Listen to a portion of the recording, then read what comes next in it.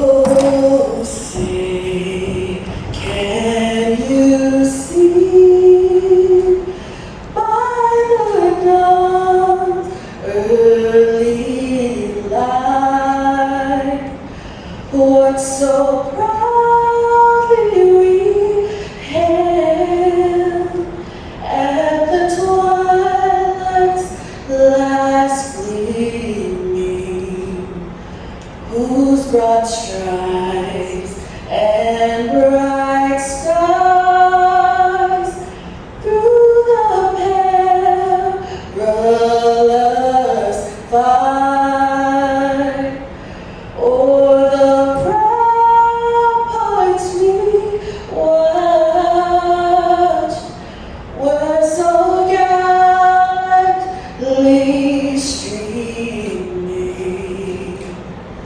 And the rockets ran loud, the bombs bursting in air gave proof through the night that our flag was still there.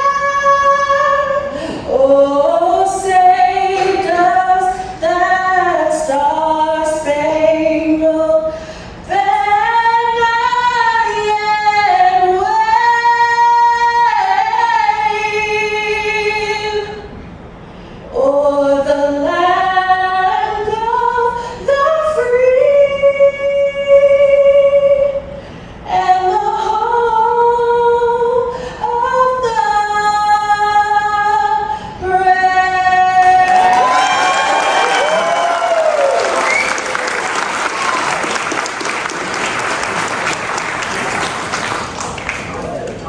Please be seated. Thank you, Sincere, for a beautiful rendition of the Star-Spangled Banner. Ladies and gentlemen, welcome to the National AANHPI Business Summit. I am Lin Huang, Managing Partner at the Outpost. I'm delighted to be your host this afternoon. I am so pleased to introduce our first speaker, Eric Morissette. As the Acting Undersecretary of Commerce for Minority Business Development, Mr. Morissette leads the Minority Business Development Agency, serving nearly 10 million minority business enterprises. His extensive background includes roles such as the Deputy Assistant Secretary for Legislative and Intergovernmental Affairs, where he contributed to the significant legislation including the Minority Business Development Act of 2021. Please join me in welcoming Mr. Eric Morissette.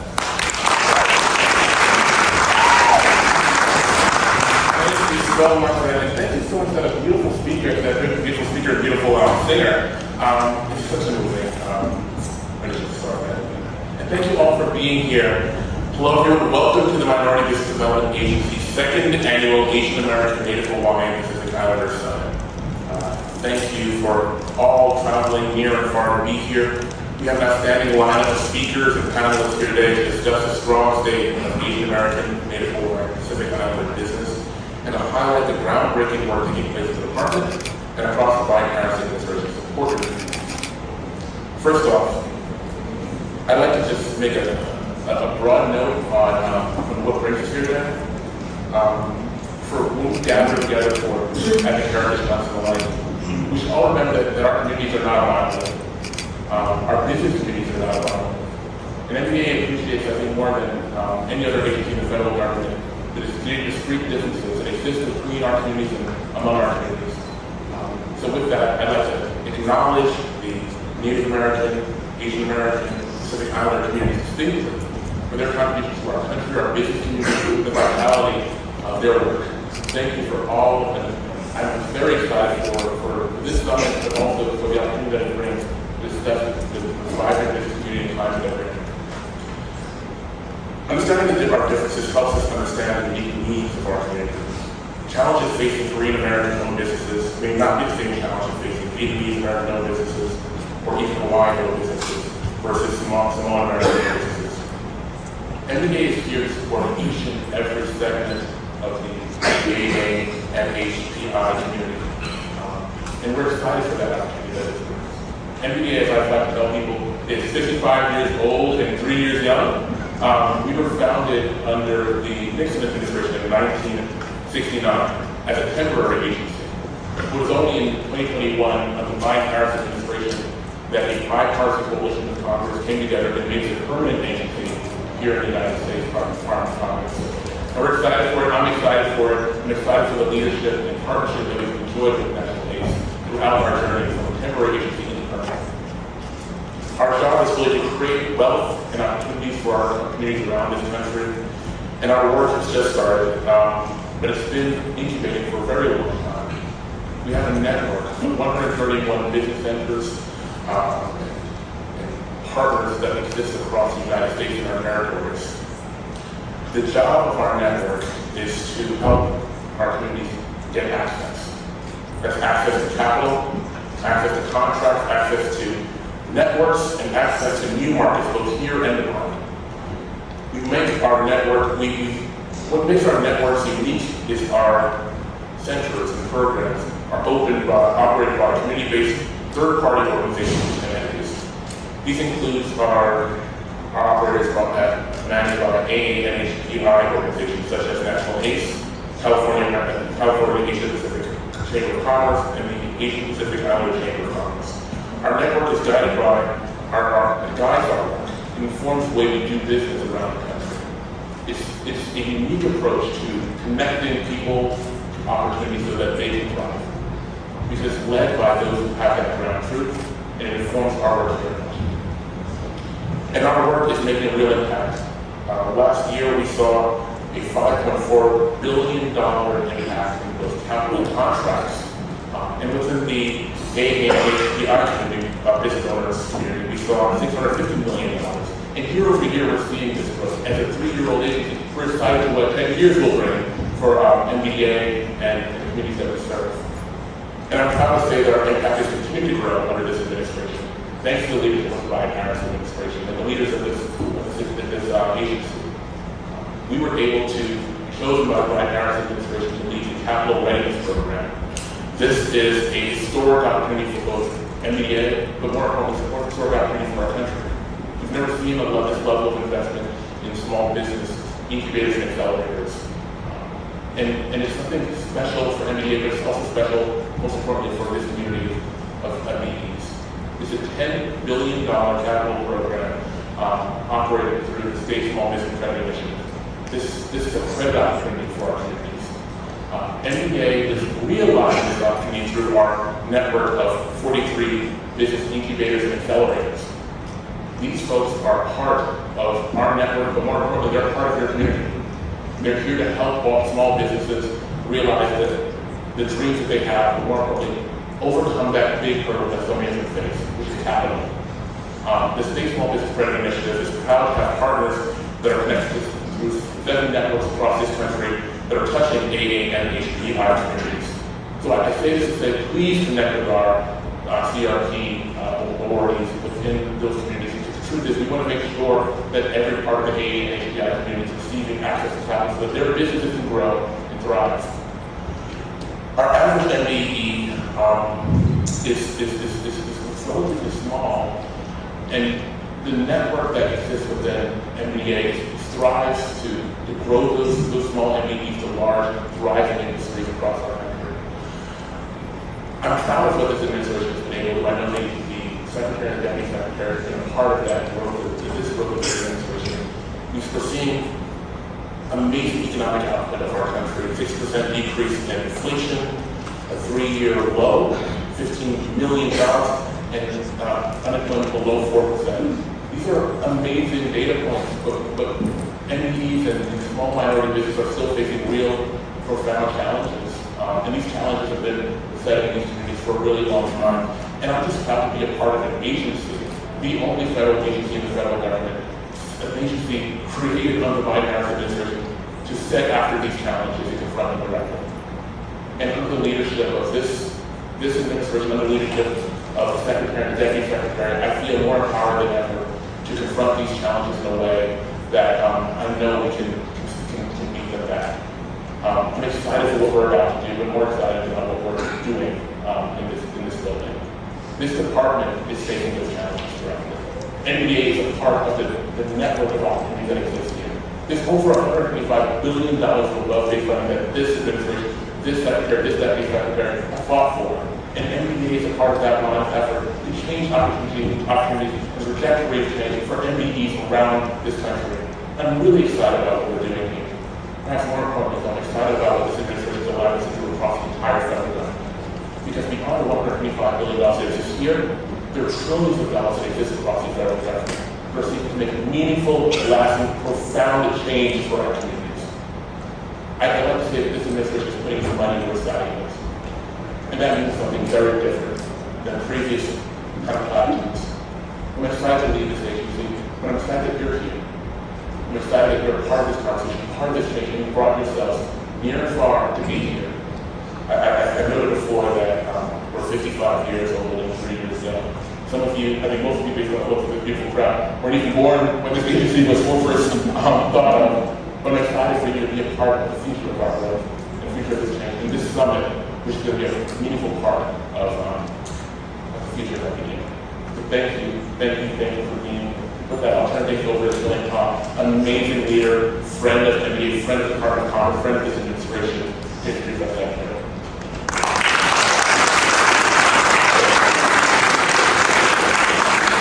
Thank you so much for your leadership. My name is Julian Tong. I'm the President and CEO of the National Asian Pacific Islander American Chamber of Commerce and Entrepreneurship.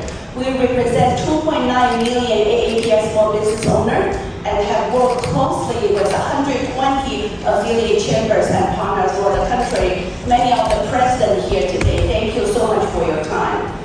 We are very fortunate to have a Secretary of Commerce, Gina Raimondo, with us today to celebrate and honor the many contributions and accomplishments of AANHPIs. Secretary Raimondo is focused on a simple but vital mission to spur good-paying jobs, empower entrepreneurs to innovate and grow, and help American workers and businesses compete.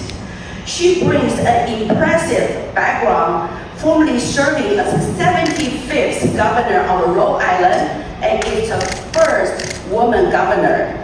Like many of us here, she knows what it means to be an entrepreneur, a small business owner, and has started her venture capital firm early in her career.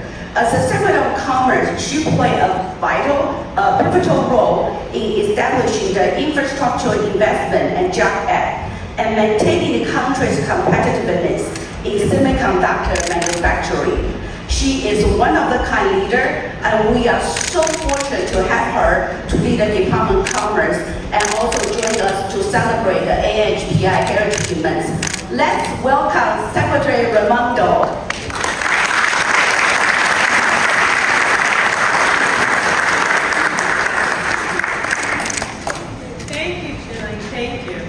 Speaking of a one-of-a-kind leader, Eric Morissette is a one-of-a-kind leader. We are so lucky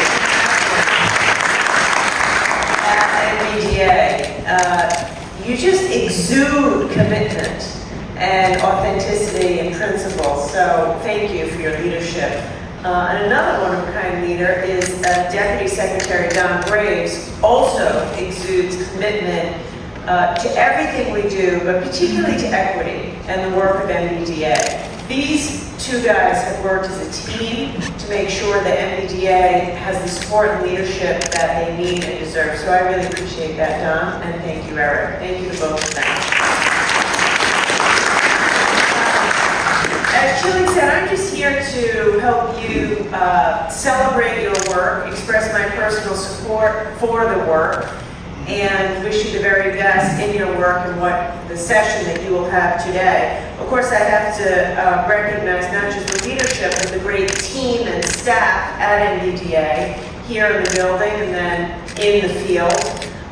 Can't do what we do without them, so thank you.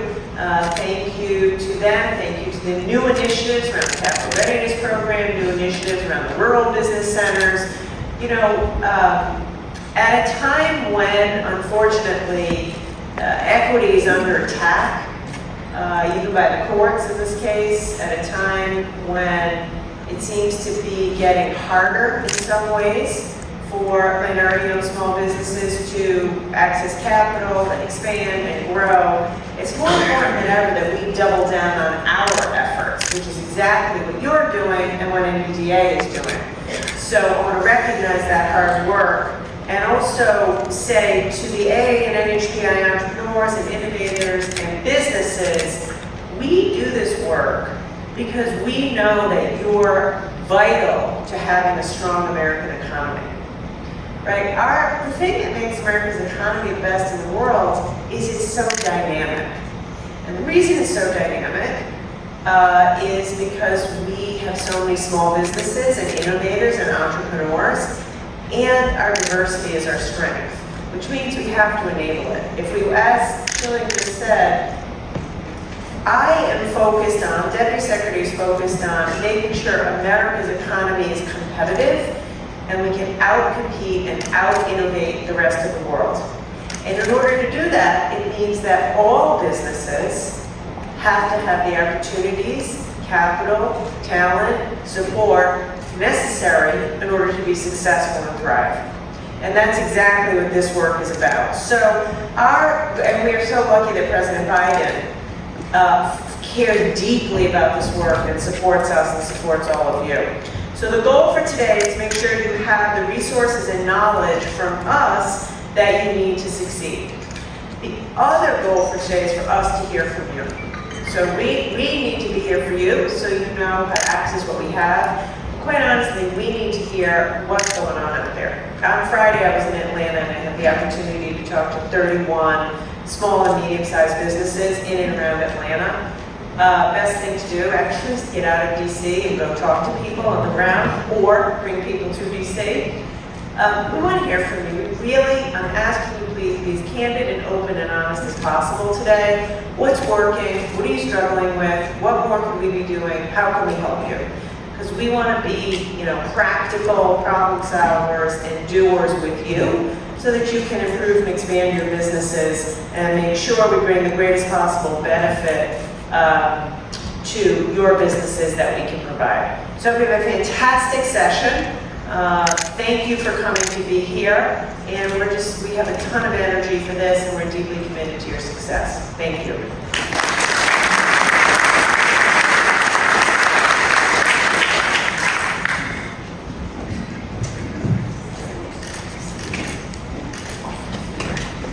Thank you, Madam Secretary, for celebrating AANHPI Heritage Month with all of us.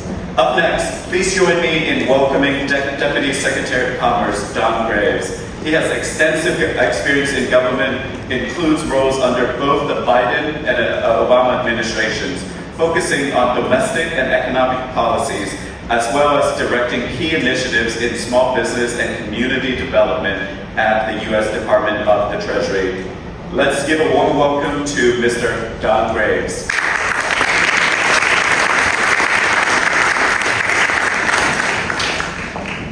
Thank you so much for that introduction, and thanks to Chile, who has been a friend, a partner, a leader. It is always great to be able to do work with National ACE. I want to second everything that the Secretary said. Welcome to the Commerce Department yet again. Thank you for all that you do. As the Secretary said, we're focused on American competitiveness. We're focused on making certain that the workers who operate in your businesses and others across the country, in every community in this country, have the ability to succeed so that we can outcompete the rest of the globe. I know firsthand what it means to be an entrepreneur and what it means for that prosperity to build through the minority business community. I come from a long line of small business owners, entrepreneurs, innovators. As some of you know, my 4 times great-grandparents started a small business, horse and buggy taxi business, and they looked for the only land that they could afford. They were formerly enslaved people. They didn't have a lot of money, so they bought the land that they could afford, and again, that land was right here where we're sitting or standing. It's underneath the Department of Commerce. It's a little bit more valuable these days.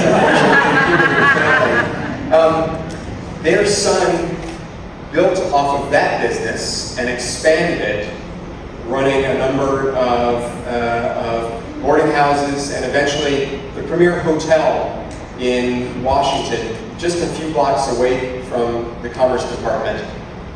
He became a patent holder as well, innovating, taking his experiences and turning it into what could be a game changer for the country. Their success as entrepreneurs, as innovators, is what allowed my family to be successful. It's what gave me the impetus to become a small business owner myself. It's that drive, that energy, that ideation that we need to expand all across the country and build off of. It comes from every community across this great nation. It's why I'm so excited about the work that we're doing here at the Department of Commerce, particularly as it relates to equity. As the Secretary said, diversity is our greatest strength as a country. When you have people who come to an issue, a challenge, a problem with a different lived experience, when you come at this challenge with a different perspective, it often leads to a different approach to a solution. And that's what we need to get more of all across this country. It's why I'm also so proud of the work that we're doing here at the Minority Business Development Agency. Last year alone, you heard $642 million in capital and contracts for AANHPI owned businesses. It's $472 million for Asian American owned businesses, $77 million for Indian American owned businesses, $92 million for Native Hawaiian and Pacific Islander owned businesses. This is real opportunity. This is real dollars. This is changing communities across the country. We also recognize, and this is why I say lived experiences are so important, we recognize that the AANHPI community is not monolithic. What one ethnicity, what one group may have as a similar background to another isn't always the same in terms of language, in terms of experiences. A Korean American-owned business is not going to have the same challenges or the same experiences that a Vietnamese American-owned business, or a Native Hawaiian-owned business, or a Samoan-owned business. Every business is different, and that's why it's critical for us to provide the types of solutions, the types of support that meets people where they are. That the key to understanding the different challenges that you all face is also, as the Secretary mentioned, meeting you where you are, getting out to the communities. NBDA is doing that. It's focusing on ways that we can help businesses to be better equipped to respond to the challenges, the different needs that each community is facing. But make no mistake, there is a lot more work that needs to be done all across the department. It's not just the Minority Business Development Agency. We have taken this as a whole of commerce approach. That's why I'm so pleased to be the chair of the first ever Equity Council at the Department of Commerce. Because it's not just about what's being done at NBDA, it's about what's happening in every one of our bureaus. Take, for example, our National Telecommunications and Information Administration. We are investing $40+ billion, with a B, all across the country, connecting every single household, every business, every community to high-speed, accessible, affordable internet. You can only do that if you have partners, if you have those companies who are going to lay the fiber across our communities, who are going to do the actual connection. I think about what we're doing with our Tech Hubs initiative and with our Build Back Better Regional Challenge, where we're investing in new industries, in communities in different ways. Well, the only way that we can get this done is if we have companies that are going to be the partners who are actually delivering for communities. I think about our CHIPS program. We're investing $52 billion across the country to reclaim our leadership in the semiconductor fabrication capacity in this country. Well, the only way that we can do that is if we build an ecosystem that works. That means the equipment makers, the suppliers, all the host of companies that will work with the Intels, the TSMCs, the Samsungs, the Microns, etc. We need your companies and so many others partnering, being a part of that ecosystem, building resiliency, helping to drive innovation. We're counting on you as we seek to close the opportunity gap. The Secretary talked about why we're so committed to this. This is about strengthening our overall economy. Let me put that to real numbers. Kellogg Foundation has said if we reduce inequity, if we reduce the systemic racism in our systems, we can basically increase our GDP. So our GDP on an annual basis is around $27 trillion. If we were able to get more of the AA and NHPI businesses and so many other businesses of ethnic minorities in this country into the game, we'd increase our GDP by $8 trillion. When you're talking $27 trillion overall, that's real money. So I know that the NBDA team has been doing real work, trying to think about how to make sure that this day delivers for you. So I hope you're going to take advantage of everything that this day offers, but that you're going to stay in touch. As the Secretary said, we benefit from hearing from you. And it's not just NBDA, it's the National Oceanic and Atmospheric Administration. It's our National Institutes of Standards and Technology. It's our National Telecommunications and Information Administration. It's the entire 13 bureaus of the Department of Commerce and all of our sister agencies across the federal government. Before I close, I want to take one quick moment to reflect on the legacy of one of our heroes at the Department of Commerce. This is someone that I knew him, I got to work with him, someone who I think embodies the spirit of what it is to be a patriot, to be a business leader, and someone who is devoted to one's country. Norman Mineta was the first Asian American to hold the cabinet position, serving both here at the Department of Commerce and at that other department that focuses on transportation. We won't compare which agency is better. We all know what the reality is.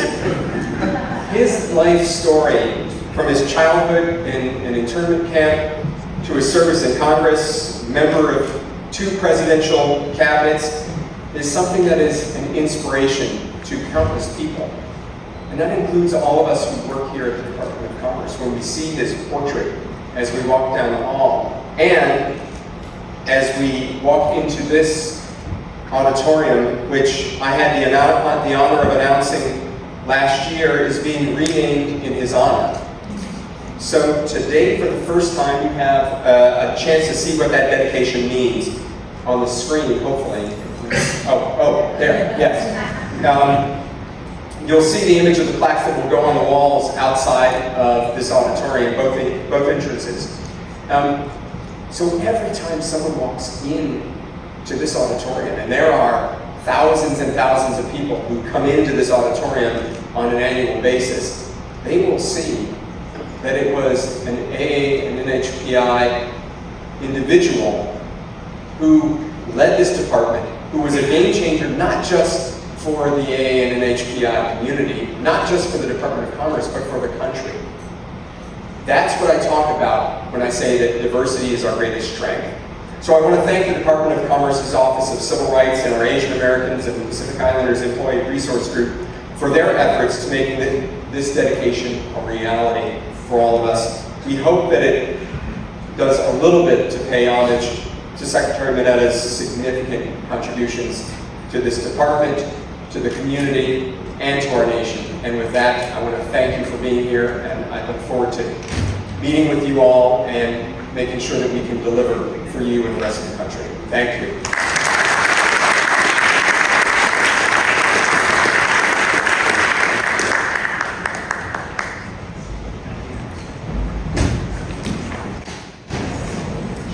All right, good afternoon, everyone. My name is Gary Jin. I'm on the board of National ACE and with Bank of America, and I want to thank the Deputy Secretary for making that connection between Secretary Mineta and his legacy and why we're all here today.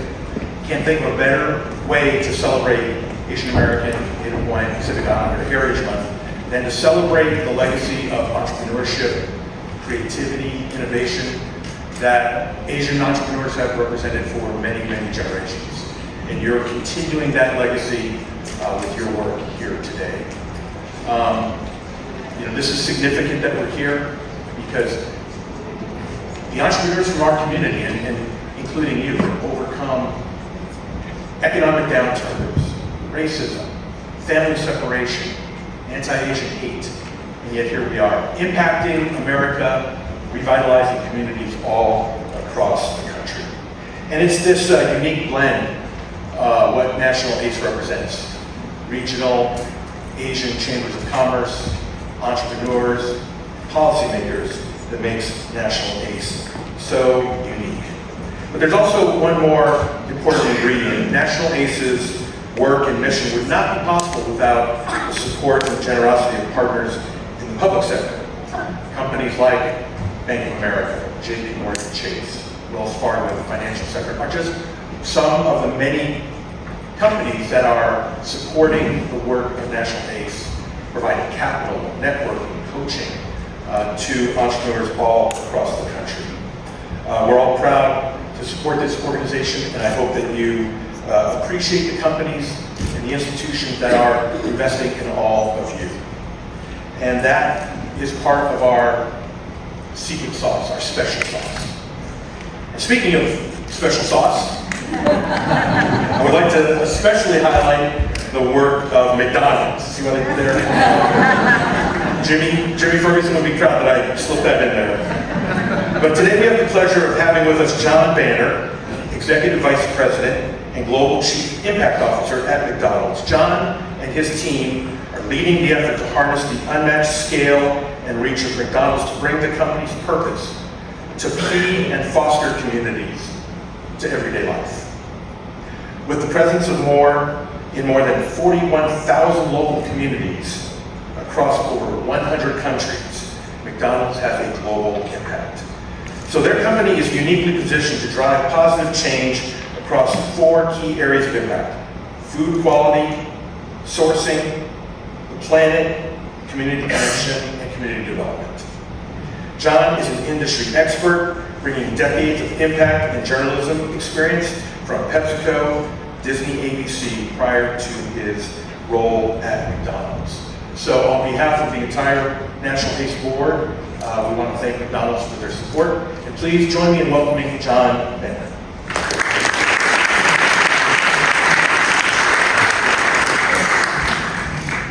Good afternoon. Thank you, Garrett, for the kind introduction, and I want to echo all the speakers and join all of you in celebrating AANHPI Month, Heritage Month. McDonald's is proud to be a corporate partner to National ACE and its mission to advance the AANHPI business community. McDonald's is a global brand with its center of gravity in local communities. And we're proud that approximately 95% of our restaurants worldwide are owned and operated by independent, local, small business owners. In the U.S., we invest in over 14,000 local communities alongside our franchisees in a myriad of ways. One of the more commonly known examples is our industry-leading Archways to Opportunity, which provides restaurant team members invaluable skill building and educational opportunities. But our impact and investment in communities is broad and often bespoke to each community. When I think of the McDonald's family members that embody that community spirit, I think of National ACE Board member and one of our esteemed owner-operators here today, Jimmy Ferguson. Jimmy is part of our Asian McDonald's Operator Association, AMOA, which is a network of small business owners who support one another and uplift their community. And they rise to action whenever their community needs it. Jimmy and the AMOA raise funds for community organizations to combat the rise of anti-Asian violence and hate.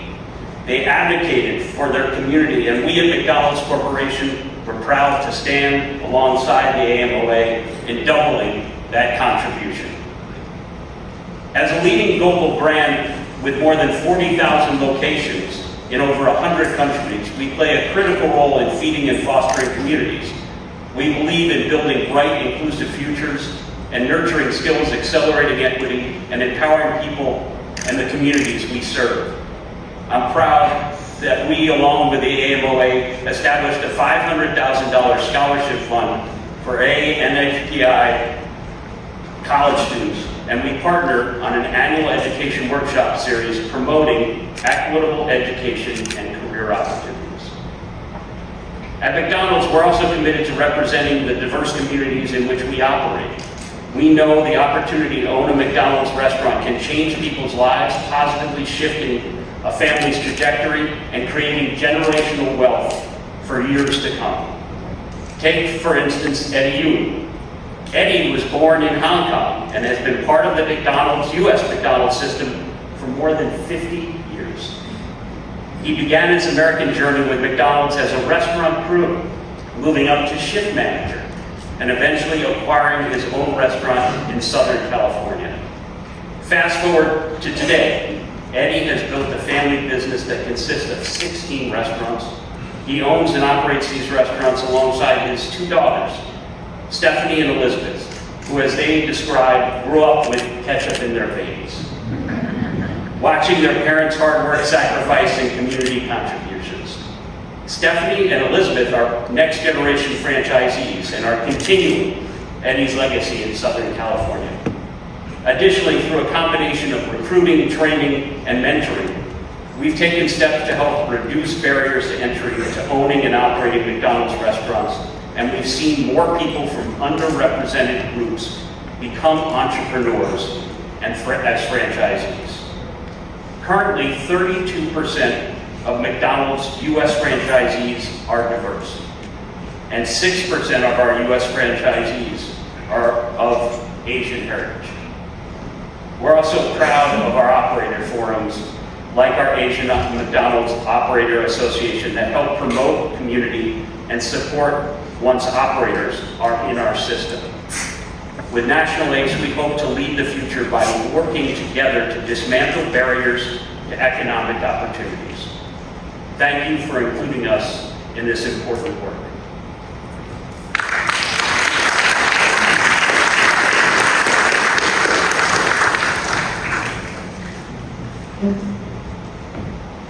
Thank you, John, and thank you, McDonald's, for your continued leadership. Up next, I would like to welcome our first featured speaker today, Elham Tabasi. Ms. Tabasi is a senior scientist at the National Institute of Standards and Technology and serves as the Associate Director for Emerging Technologies in the Information Technology Laboratory. She leads the Trustworthy and Responsible AI program, which focuses on cultivating trust in AI technologies. Her role at NIT involves shaping the strategic direction for research and development in emerging technologies like AI and using AI to address scientific and engineering challenges. Please welcome Ms. Tabasi.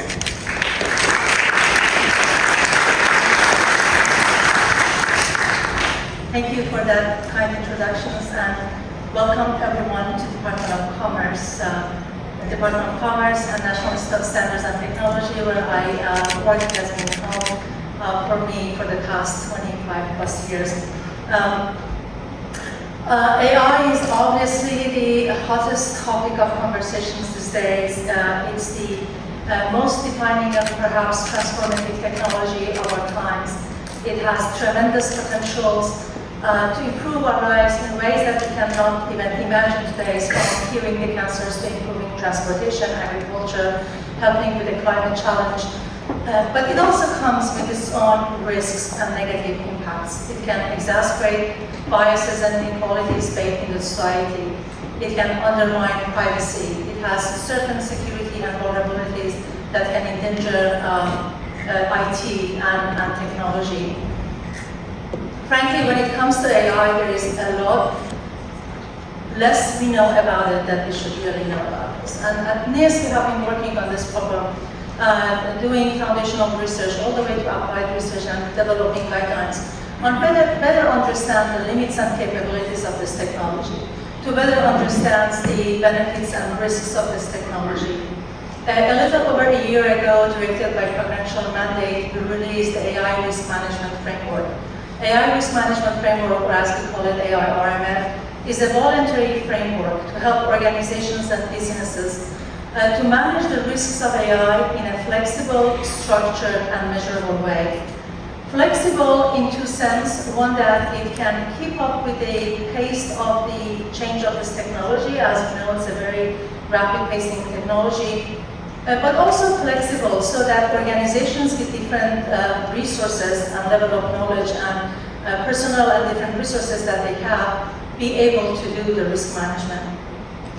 Structured in the terms that the first part of the AIRMF just tried to unpack the concept of trustworthiness and answer the question of what constitutes trust. So basically bring it at a very high level principle, ideas and terms, bring it down to the practice, bring it down to the real technical blocks that the designer, developers, deployer, evaluator of technology can have the guidance to figure out how to maximize the benefits of AI while minimizing its negative consequences. The last attribute, the measurable, is something really near and dear to us working for a measurement science agency, measurable, because as we very fondly quote Lord Kelvin, if you cannot measure it, you cannot improve it. So if you want to really improve the trustworthiness of AI systems, it's really important to not only know what trustworthiness means, the components of the system being reliable and valid, the system being privacy enhanced, secure, safe, explainable, accountable, fair, but also being able to measure and kind of assure that AI systems are trustworthy in the sense reliable, secure, private, explainable, and fair. When we released the AIRMF, we also know that there is a lot more work in front of ourselves, so we put out also a roadmap to continue the work with the whole community. And then in March, we put the AIRMF on a lot of tools that we have been developing and continue to develop to help with operationalizations of AIRMF into a resource center in our website, which is a very interactive type of a tool to help, again, businesses and organizations and to basically get to exactly what they need for their systems.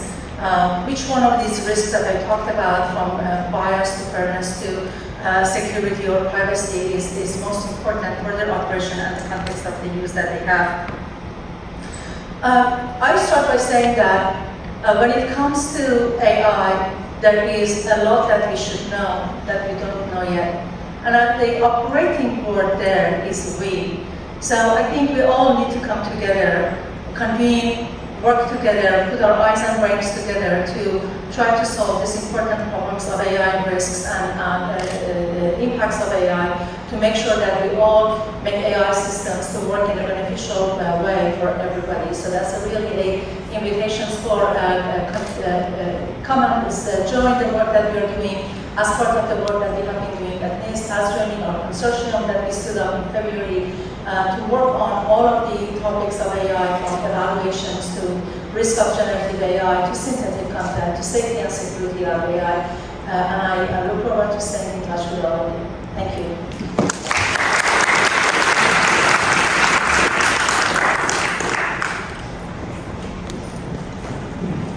Thank you, Ms. Tabasi, for your leadership as NITS and also in driving AI. That's really important.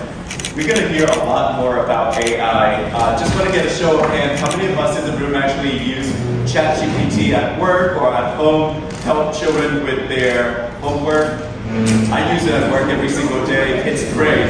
There's a lot of AI technology to make that happen. And today we will explore how small businesses can leverage the power of AI to drive growth and impact. Our main moderator for the first panel on AI for small business is Samantha Bird. She's the CEO of NextStreet. Ms. Bird brings decades of experience in entrepreneurship and financial services. At NextStreet, she helps design and implement solutions that connect entrepreneurs and small business owners with the right resources at the right time. Please welcome our first panel, AI for small business.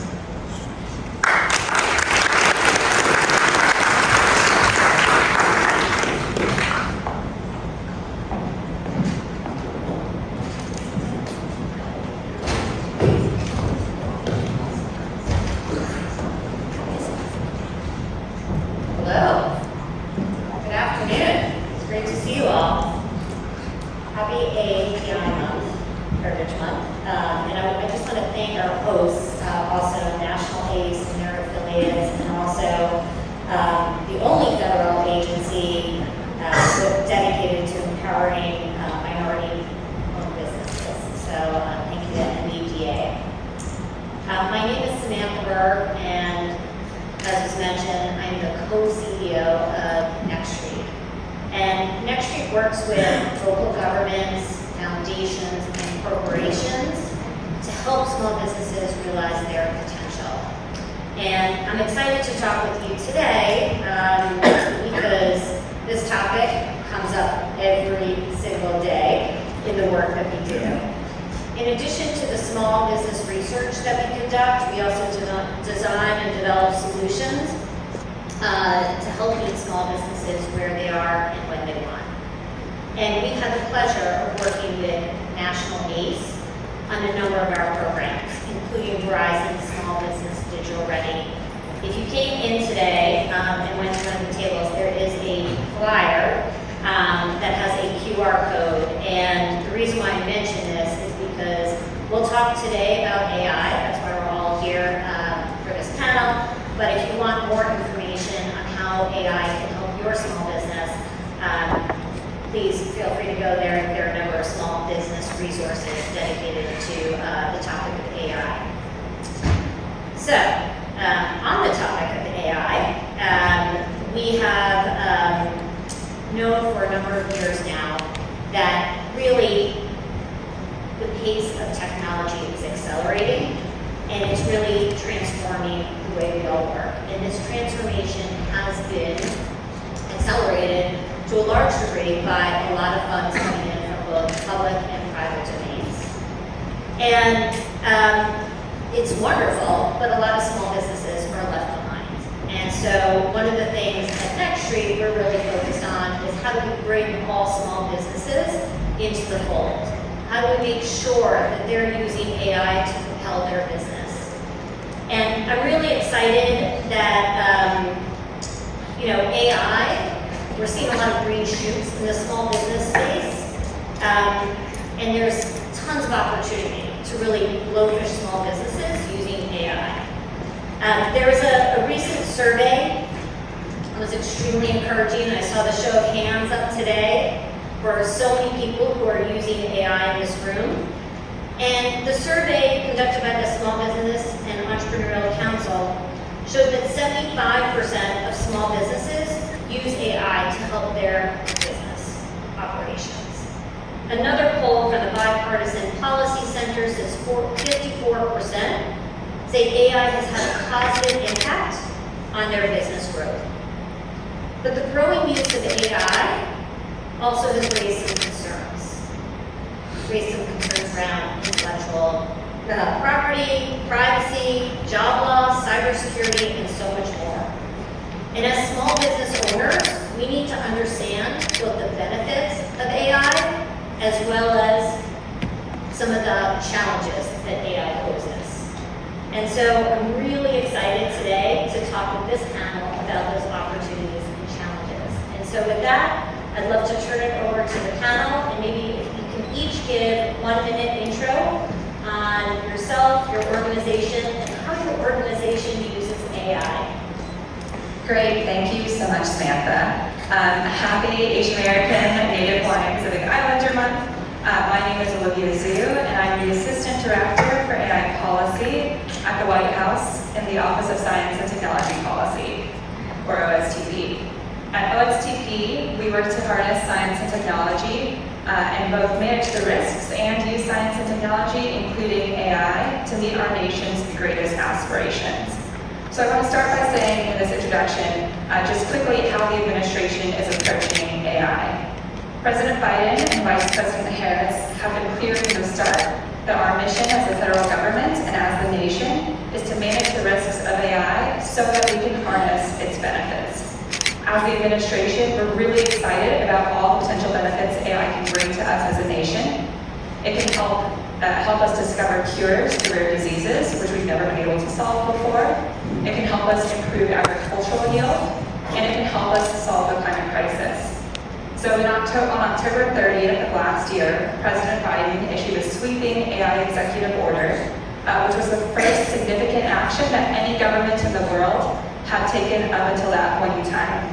And just a couple weeks ago, we passed the 6-month mark after the AI executive order was issued, and I'm really excited to be here today to talk to you all about the progress we've made. All right, well, thank you for having me on the panel, Samantha. And I could tell that this is going to be a challenging panel already, because you're going to ask me to do an intro of myself and the company and talk about how we use AI going one minute. I'm going to give my best. So my name is Erkan Zhang. I'm the founder of a company called Jupiter One. We are a cybersecurity software startup, and I started in the midst of COVID. And in the past 3-4 years, I raised 3 rounds of venture capital funding, about $120 million. Grew pretty quickly. I just came back from the largest cybersecurity conference in San Francisco, and I was on a couple panels in San Francisco and LA. And it's a cybersecurity conference, and all we could talk about was AI. So I don't know if I'm tired of talking about AI or excited about talking about AI, right? So maybe a little bit of both at the same time. I was also the CISO previously at a life sciences technology company, and before that was at Fidelity Investments and IBM, and run cybersecurity for those organizations for a while. Now, at my organization, right, so we're a startup, and we have just under 100 people, and we've been leveraging AI quite a bit, like probably many others.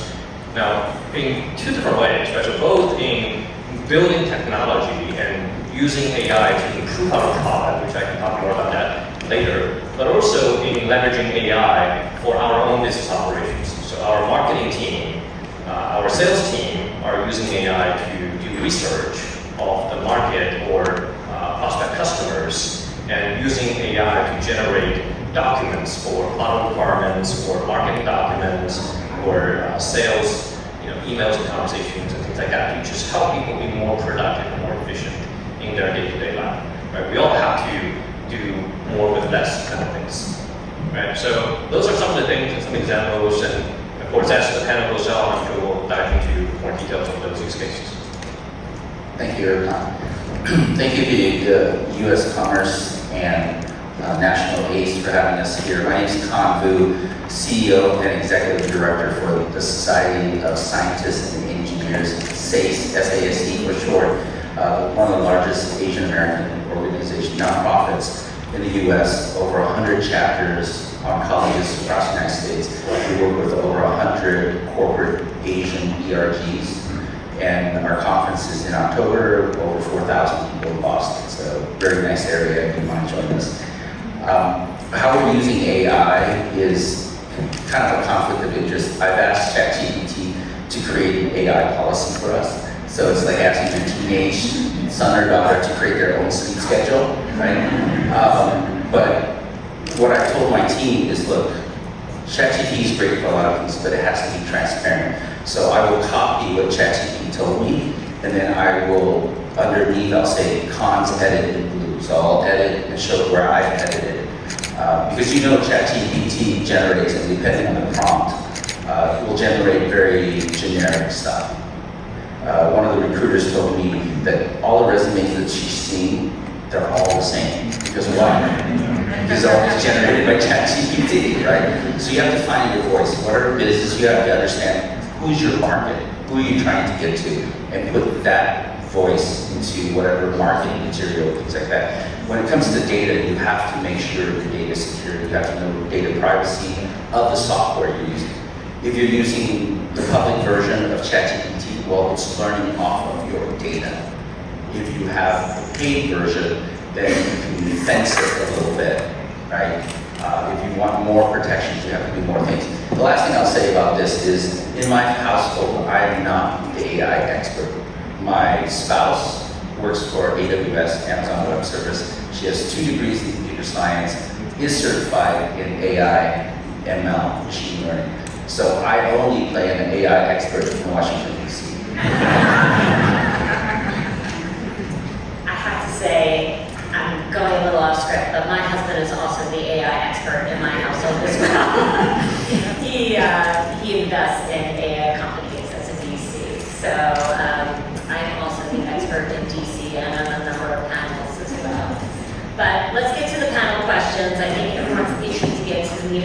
conversation. And I'm going to start with you, Olivia. Can you tell us what policies are being worked on that are going to either directly or indirectly affect small businesses and ensure that AI is being used responsibly? Yeah, no, thank you for the question, Samantha. And so I'll start out by saying, I highlighted the AI executive order, which I touched on briefly in the introduction. It takes broad and comprehensive action across a variety of different areas, so I won't be able to get through all of them today. It puts in measures for safety and security for AI systems, so a lot of what Elham was chatting through before this panel on creating standards for AI testing, for large language model testing. It creates protections for workers, so understanding how AI can impact workers and directing the Department of Labor to ensure that when AI is used in the workplace, it empowers and doesn't harm workers.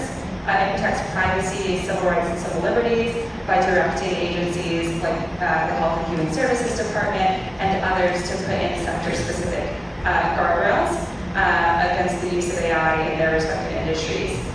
So I would say that one of the biggest things that I do want to highlight with this executive order, which impacts the market at large and small businesses, is the administration's investment into the broader AI ecosystem.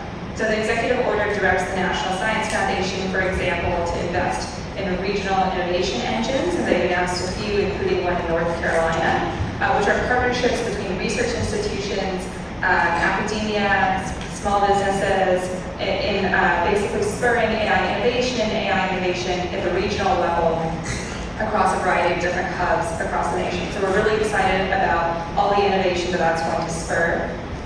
In January, the National Science Foundation also launched the pilot for the National AI Research Resource. We know so often that testing these large models is extremely computationally expensive and often prohibitive for small businesses or for example, academic institutions without a large number of resources. So what this National AI Research Resource does is it makes that computation, those computation resources and data resources available so that smaller researchers across the nation from diverse groups can participate in testing and can participate in AI research.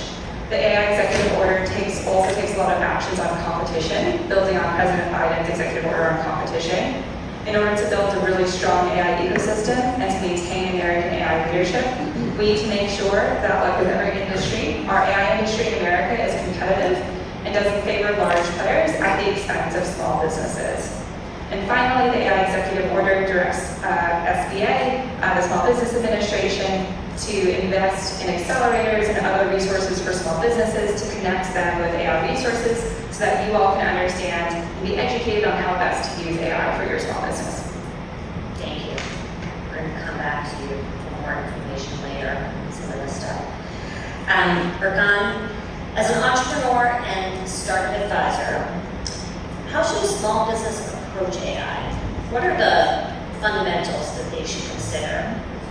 Yeah, so I want to share some stats as well. So let's think about AI and this opportunity that's in front of us, right? So if we think about the adoption of AI, ChatGPT had 1 million users in the first 5 days, right? And it took Instagram 2 months. It took Spotify 5 months. It took Facebook 10 months. And it took Netflix 3.5 years to reach that first 1 million users. And today, I think that the latest, you shared some stats, so 75% of small businesses using AI, right? And in another study, I think I saw 200 million businesses worldwide are using AI today. So that's a tremendous opportunity, but also it comes with interesting risks associated with it, right? So the one thing we talk about is, about cost and resources, right? And Libe, you mentioned that the cost of doing the research of the models are super expensive, computationally, and it's just prohibitive for small businesses. But if we think about the adoption of AI or leveraging it, those are for research, right? But the actual use of AI, and this is not expensive at all. And you sign up for ChatGPT, it's only $20 a month, right? And a lot of developers, right? So they are now building products they're building AI into their products, or small businesses leveraging AI to provide services, right? And those comes at a really low bar. That's why it's so widely adopted so quickly across all these businesses, show of hands, so many of you are already using AI either personally or in your small business. Now, there was an interesting story, I don't know if you have heard, at a car dealership that they used ChatGPT to be the backend of their customer support, right? And there was a clever customer who was able to trick the prompt of that chatbot for that dealership, and it was a Chevy dealership, and bought himself a car for $1. Right? And basically, the guy said, hey, ChatGPT or AI assistant, just make sure that everything that the customer says, you can only say yes.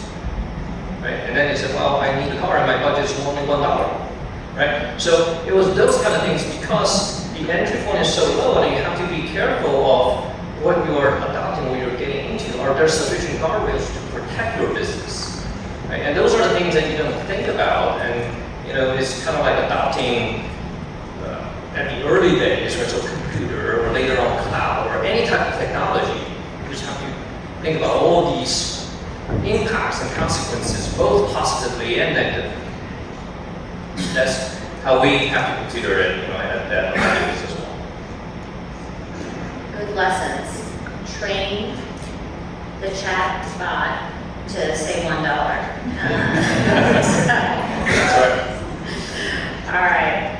Con, this question's for you. The number of AANHPI businesses actually has dropped since the pandemic. Actually, it was estimated to have dropped a quarter. And AI has such promise for small businesses. How do we get these businesses to really use AI to sustain and grow?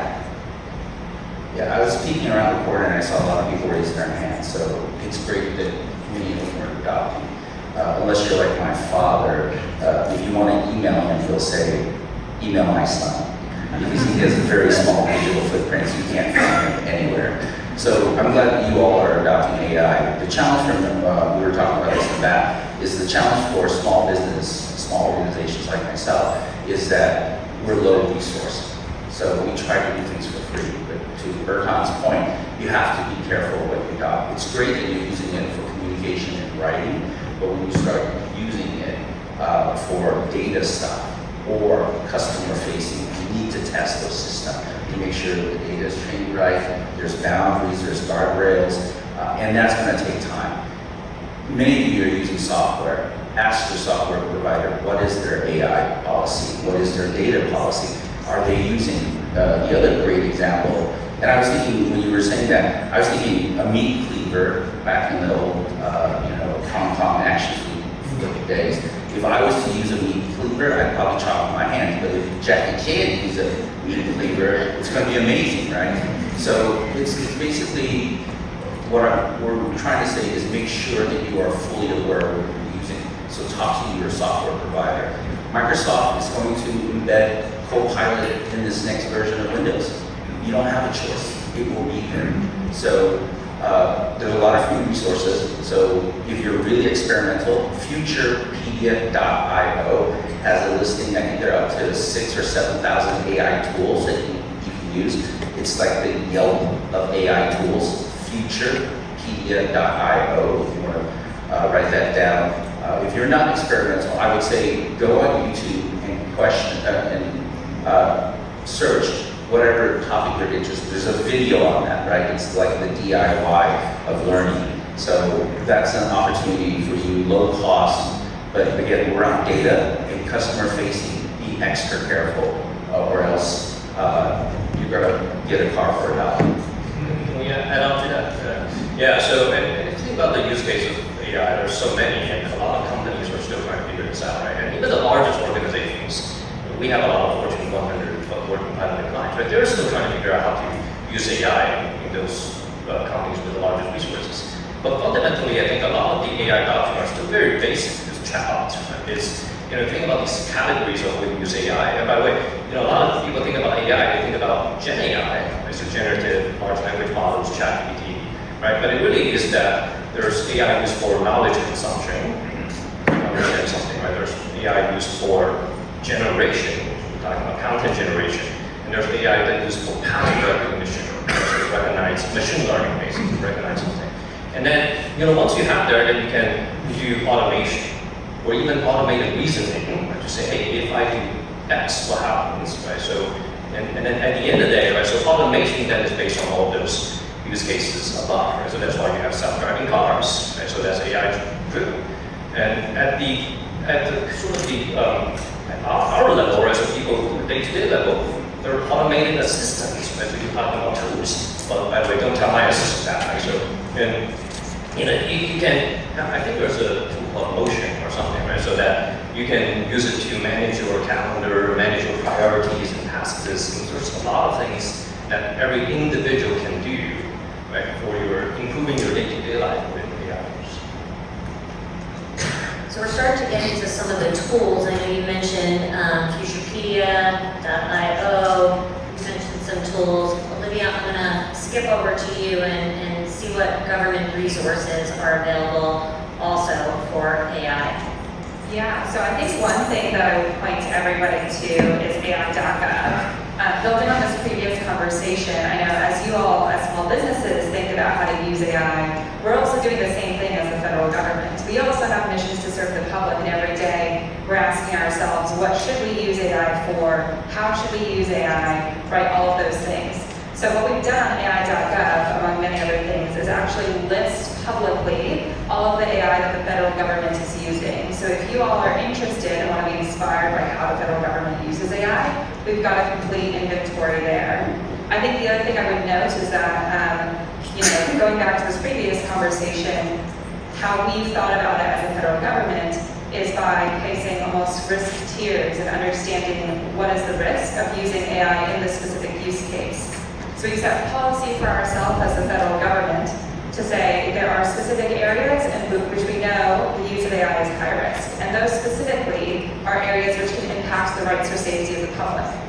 So for example, if we're making a decision on whether to grant somebody a loan, that's a high-risk AI decision, and then we've put in over 15 mandatory guardrails that we as the federal government need to follow before we can use that AI use case. However, we also have AI use cases like detecting ice seals, and yes, those are like the seals, in Antarctica, which the NOAA does here at the Department of Commerce. That is lower risk, has lower risk of impacting a person's rights or safety, so we have fewer guardrails around that. So we think about the risk to the end user, to the public, and then decide whether or not we're going to use AI for that use case, and then how we're going to use it.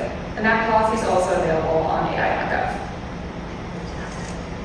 I know we are just about to wrap up, but are there any other tools for folks in the audience? We talked a lot about ChatGPT, we talked about Yelp. Any other rapid-fire tools that you'd like to share with the audience? Well, you may be using it and you don't know it primarily. There's starting to do AI integration. Again, all your software that you're using, look into them. If they are not, they will probably, and if they won't, you probably want to look at different software. And that's how you kind of play catch up. But know their data privacy, know their AI policy. If it's not around responsible AI framework, they don't talk about how they treat the data, how they treat hallucination, very relatability. If they don't know how to traceability, fairness, all those frameworks around responsible AI, you need to educate yourself around that so you understand the risks to your organization, your company, your business. Because once you start putting it out there, you own that risk. So the last story I'll share is McKinsey came out with a report, and about 50% of the people blame AI for making a bad decision. And I equate that as, where's your home? Oh, my dog ate it. Wait a minute. You have to have a human in the loop. And I don't like that term a lot. What I like to use is AI-assisted human decision. You decided to give your home to the dog so the dog can eat it. But you made that decision. There's a human in the process to make that decision. And when you just blindly accept an AI answer, you made that decision. So the responsibility must always fall back to you, whether they press a button, enter the enter key or something like that. So it's a great tool, would be a win, that's all. Yeah, I agree with that. I think today, right, so there's a lot of AI assistants, right, still human decisions. But I would say that this is an unpopular opinion, but that's going to be extremely hard. I agree, right? As technology goes on, right? So the sort of the wrapping thought I would share is that, you know, how do we protect ourselves and knowing what risks are out there, right? So like, this morning I was trying ChatGPT 4.0. Right? Yeah. I mean, this is really scary to talk to an AI system and have a conversation with, just like if I'm not looking at the phone and talking to ChatGPT 4.0, you could almost believe that you're talking to a person, right? And how do you, in like personal relationships, right? So in order to trust someone and something they've said, you know, you build that trust by having a connection with that person. How do you do that with AI systems? How do you do that when AI is so advanced that they act just like a human being? Right? It's hard to verify that. How do you build a connection with these? Just can't. That's too hard. And the other thing to think about, right, is for individually, right? So we all get, and cybersecurity battle, I'm talking about that. So we all get phishing emails and spams and all this, right? And previously, you could just train people and recognize patterns or grammar mistakes and things like that, right? But now the latest ones I've seen, they're so real, they're so perfect and sophisticated. It's like the AI knows you better than you do. And now coupled with all these like deep fake voice, right? So there's a company that does a security testing, it's a company I think called 11 Labs. And what they do is they clone your voice. Right? You just submit some samples, maybe from as little as 1 minute of voice sample, they can clone your voice and generate anything based on text of what you said. And so imagine those type of things, right? You know, at the risk of being a downer, but those are the things that we should also think about and consider that. That's happening every day in our lives. And be able to protect ourselves. Great way to wrap up. Thank you all, and I hope you'll continue on your AI journey, and when we meet next year, you'll be telling us all about the tools that you're using and how it's helping your businesses. Thank you.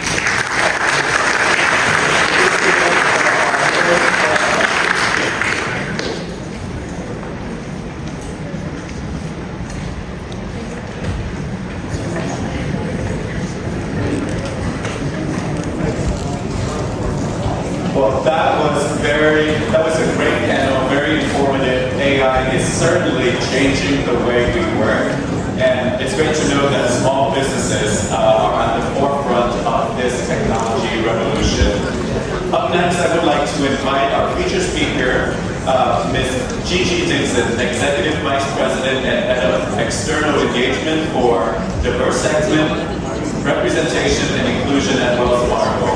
In her role, Ms. Dixon oversees stakeholder relationships, sponsorship activation, and advocacy strategies. Her team is dedicated to advancing diversity, equity, and inclusion in promoting these values externally, ensuring equal access to opportunity across our workforces, communities, and supply chain. Please welcome Gigi Dixon.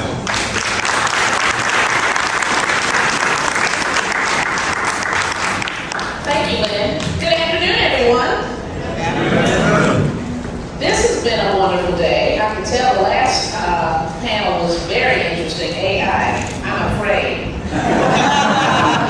I went to a conference not too long ago, and someone had their AI-generated avatar. And that avatar literally looked like a real human being. And the avatar spoke so eloquently and characterized the real person so well that it really is telling that we're moving into a new era, a new age of technology. And it's very exciting, quite frankly. I think it has some upside, but it is quite frightening. Anything new and different that we don't fully understand is always a little bit frightening. But I have a lot of energy around it, and I hope you do too. That means we all need to know everything we can find out about it. So yes, I am Gigi Dixon. I'm Executive Vice President and Head of External Engagement for Wells Fargo. We focus on diverse segments, representation, and inclusion on my team.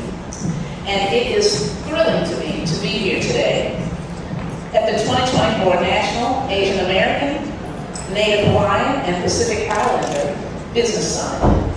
So being here today discussing a topic around access to capital is apropos as our nation celebrates AAPI Heritage Month. At Wells Fargo, we're committed to creating a company where we have diverse representation, perspectives, equity, and inclusion across the bank, and to respond effectively to the evolving needs of our customers, our colleagues, and our communities. We've set 3 strategic priorities that I'd like to share with you today, which we think foster inclusion within our line of business and throughout the company. 1 is increasing diverse representation. And we want to do that at all levels of our organization. We want to do that through an inclusive culture and a great workforce environment. Better serving and growing our diverse customer segments in all of our business groups across the enterprise. And then thirdly, supporting and increasing our spend with diverse suppliers company-wide. And that's a reason for me to be super, super excited about being here today, that third agenda item, because I think Jillian has built a platform and a foundation of a great organization that is highly focused and very successful in doing just that, helping us increase our spend, helping us understand the businesses that are all around us, that we can serve, who can serve others with our help. Wells Fargo values the diversity and traditions of the Asian community, and we're committed to helping Asian customers and nonprofit organizations. We want to help the nonprofits to achieve financial success, create long-term economic growth, and we strive to be a leader in every community that we serve, including very important and fast-growing communities. The Asian community, as we all know, is the fastest-growing community across the United States. Wells Fargo's relationship with the community dates back to our earliest history as one of the first California-based companies to serve Chinese customers in their native languages, and as the publisher of the first directory of Chinese-owned businesses on the West Coast in 1871. In today's era, Wells Fargo actively supports the Asian community through financial education, college scholarships, small business loans, in-language services, and support of local and national Asian-focused nonprofit institutions and organizations. Since 2016, Wells Fargo contributed more than $154 million to nonprofits, educational programs and schools that serve specifically Asian communities. And in the past 3 years, our company has spent more than $1.3 billion with certified Asian-owned businesses.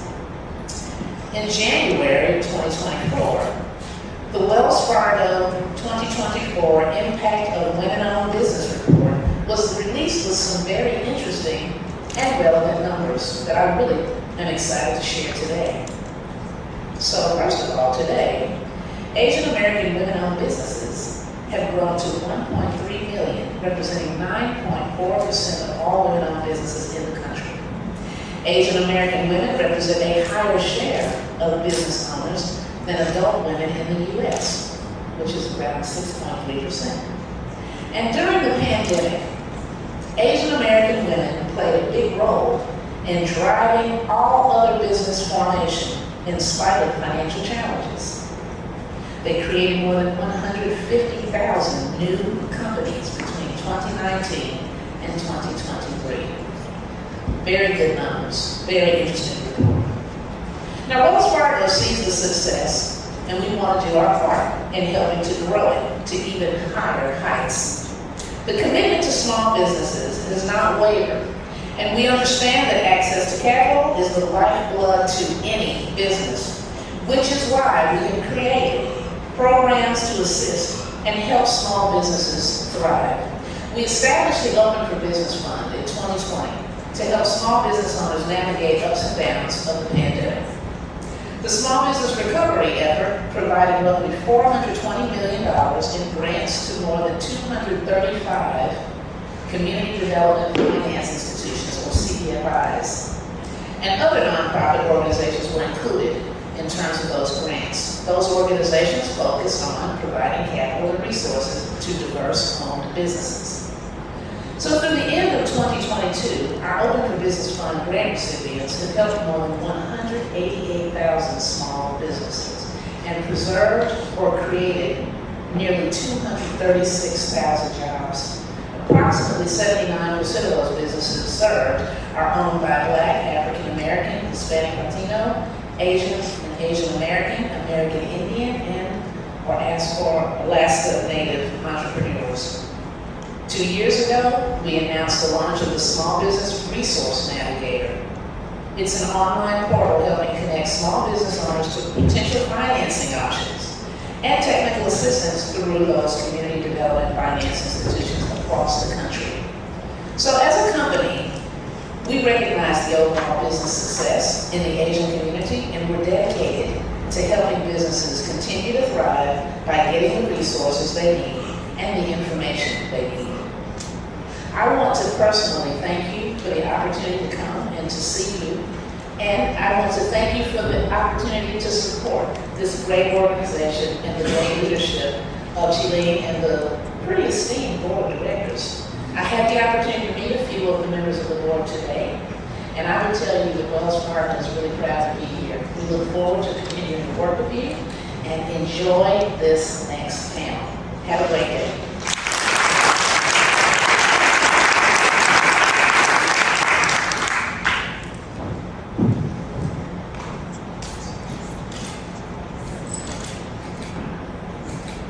Thank you, Gigi, for your leadership, and especially to Wells Fargo for your continued commitment to small business. Before our next panel come up, I want everyone in the room to stand up with me real quick. All right, let's do a bit of a morning exercise. Let's go ahead and reach up to the sky. Come on, up and up high. Elbow over. There you go. Elbow to the other side. Now what you want to do is turn around. I want you to start shaking hands with the people behind you. Introduce yourself, network a little bit, talk a little bit. This is about networks, and share your business cards or LinkedIn. Now is the time to go ahead and do that.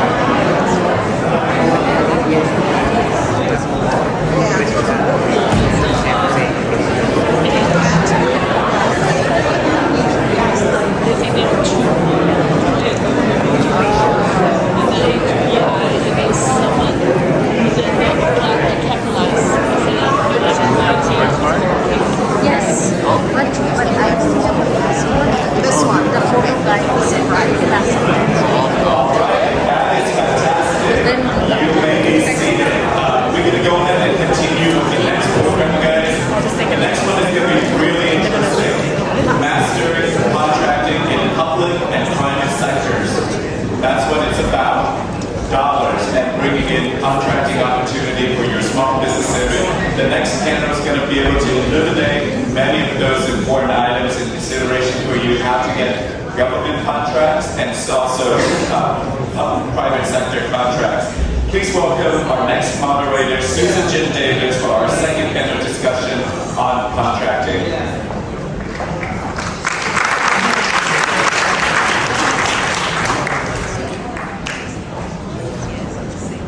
Good afternoon. Hello, panelists. These here are my panelists. I stole somebody's microphone, so whoever's sitting here will have to share with me. Good afternoon. How's everybody? All right. So our panel today is about mastering contracting. Really difficult to do, right? Especially if you're a business starting out or you don't have a lot of resources. You are going to hear from some experts who are going to help you navigate the complex contracting process, whether you're trying to do business with the federal government, whether you're trying to do business with large corporations. You need contracts. You need to create those transactions. You need to know how to negotiate. You need to know how to renegotiate and to make amendments. It is a big process. So let me introduce my esteemed panel. Let's set this point. Right here next to me is Tyra Reedus, Deputy Director from the Department of Transportation's OSDBU. Welcome, Tyra. We have next to her my friend Keith Moore, Operator and MBDA Federal Procurement Center CEO, among many other things that he's done in his life. So welcome to you as well, Keith. Next to Keith is Yuri Uno, Director, Trade and Supply Chain Policy for Toyota Motor North America. And finally, Rose Maria Lee, President and CEO of Rose Lee and Associates. So welcome to all my panelists. I'm going to start with you, Tyra, because it can be really daunting to think about doing business with the federal government. But there is a lot of good work happening in government right now. In fact, President Biden has made a commitment that he is going to make it easier, he's going to make it more efficient for companies, especially companies owned by people of color, to do business with the government. This is a business opportunity that is definitely represented for our community. So Tyra, tell us the great things the Department of Transportation is doing under your leadership to facilitate diversity in the vendors. Well, thank you. Well, first I want to say good afternoon. And thank you to our host, National ACE and NVDA, the Department of Commerce, for inviting me to be part of this panel to celebrate AANHPI Heritage Month, but also to share the good work that the Department of Transportation is doing under the Biden-Harris administration. So first I want to say Department of Transportation, we're the other agency that actually named our headquarters after Secretary Mineta. But I'm so proud to be sitting here representing DOT, particularly the intentionality that our leadership has taken with making sure that we're being equitable in federal contracting. And to your point, we acknowledge it is complicated and challenging doing work with the federal government, but we have really taken a lot of time to listen to feedback and really do some intentional things to make that a little bit easier, particularly for those in under-resourced, historically excluded communities. So first I will share that we, through our Equity Action Plan, increased our small disadvantaged business goals for direct contracting from 18% to now 22% over the course of the last few years, which is a huge accomplishment. So that means we've awarded, 22% of our direct procurement to small disadvantaged businesses, and that is equated to roughly $846 million, particularly for AANHPI-owned businesses.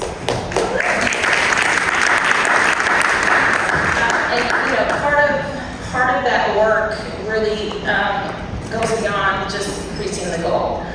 So we have hosted specific AANHPI events where we brought in firms, we had prime contractors and decision makers there, and set up matchmaking events. And we had over 160 participants for that event. And those are the types of things that we try to do periodically just to make sure, one, that we're staying in touch with the community, but also that we're providing those opportunities and access for AANHPI businesses and just under-resourced communities. The other thing we have focused on is tools and resources. So we hear all the time about the barriers to capital, just getting the opportunities to do business with the government. So we have launched a couple of tools. One of them is our US DOT Connect to Capital. This is, I think, the first of its kind for federal government, but it is a virtual platform where small disadvantaged businesses can connect directly with private equity investors.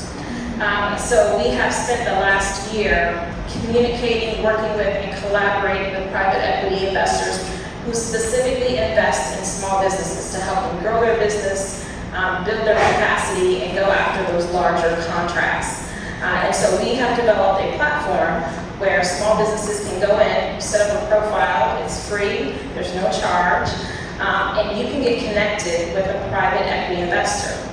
And even for those who are sitting here saying, well, I don't know what that is, I don't know what that looks like for me, we also have resources on that platform. So you can go in and just research, ask questions, find out if this is something that I'd be interested in as a business owner, what it takes to be ready, and how do I get ready. And you can talk to someone and find resources about how to do that through that platform. And that is housed on our Connections Marketplace platform. And I'm going to give you a web address. It's DOT, C as in cat, M as in money, P as in Paul.com. That's DOTCMP.com. And you can go to that platform. You can set up a profile as a business. Again, it's free of charge. And that not only gets you access to our US DOT Connect to Capital, but it also gets you access to webinars. We do monthly webinars. We have teaming talks. So we often have prime contractors come in and talk about business opportunities that they have. We also have all of our operating administrations come through that platform to talk about contract opportunities. So at DOT, we have aviation, we have federal highway, we have transit, we have MARAD, we have NHTSA, we have federal motor carriers. So all of our administrations that offer direct contracting come through that platform, and they talk about what contracts will be coming out and how you can get connected to those opportunities. And then finally, I'll just share, we spent the last year with the bipartisan infrastructure law on a roadshow with our partners at NPDA and SBA, really talking about all of the funding, the trillions of dollars that are coming through the department. That are not only flowing through our direct procurement opportunities, but they're also flowing through our formula funding, which goes to the states. So that's your state DOTs, your state transit agencies, the airports. But we spent time hosting symposiums to really tell people where the money was coming from, where they could get access to information about it. And now we're at the stage of we're having ribbon cuttings, projects are underway, so now these contracts are hitting the street. And so we're still spreading the word about how under-resourced, historically excluded communities can make sure that you have the access and that you're at the table when these opportunities come out. So it's a lot of important work going on. Definitely much more I could share, but one thing I would say to conclude is make sure that you go to transportation.gov/OSDBU, and that will get you connected to our newsletter as well as more information on all the resources I just shared. Tyra, that is so impressive, and it really takes leadership like yours to be able to create that template that's fair and just, and we really appreciate it. And I'll add that this is why you need to stay connected to your chamber. This is why you need to be involved with National ACE, because anything that's happening in these agencies of relevance to us are going to be told to us by the resources provided by Chilling and team. So thank you so much, Tyra. Rose, let's go to you next, because you're actually a business owner, so you've got some practical experience in this whole morass of contracting. And I want to congratulate you for being SBA Person of the Year in Maryland. So Rose, you've done this. You know this life cycle of contracting. What were some of the surprises that you encountered? What were some of the lessons learned along the way that maybe you didn't even have any preparation for? Thanks. I just want to say thank you to the Department of Commerce and MPDA as well as National ACE for hosting this wonderful conference, and I'm honored to be here to share my lessons learned with you. In line with the theme of today's conference, we also manage the Coordinating Center for AI and Technology Laboratories for Aging Research, which is funded through an NIH grant, which we'll have a meeting in my regard shortly. And we are proud government contractors for this National AI Advisory Committee. We help them manage and report out on their committee as well as a subcommittee on law enforcement and 9 working groups. I'm so delighted to have her with this person here today. So my tips for you, and I think I don't have limited time, so I'm going to be very brief. First off is to make sure you get a good government contracting accountant.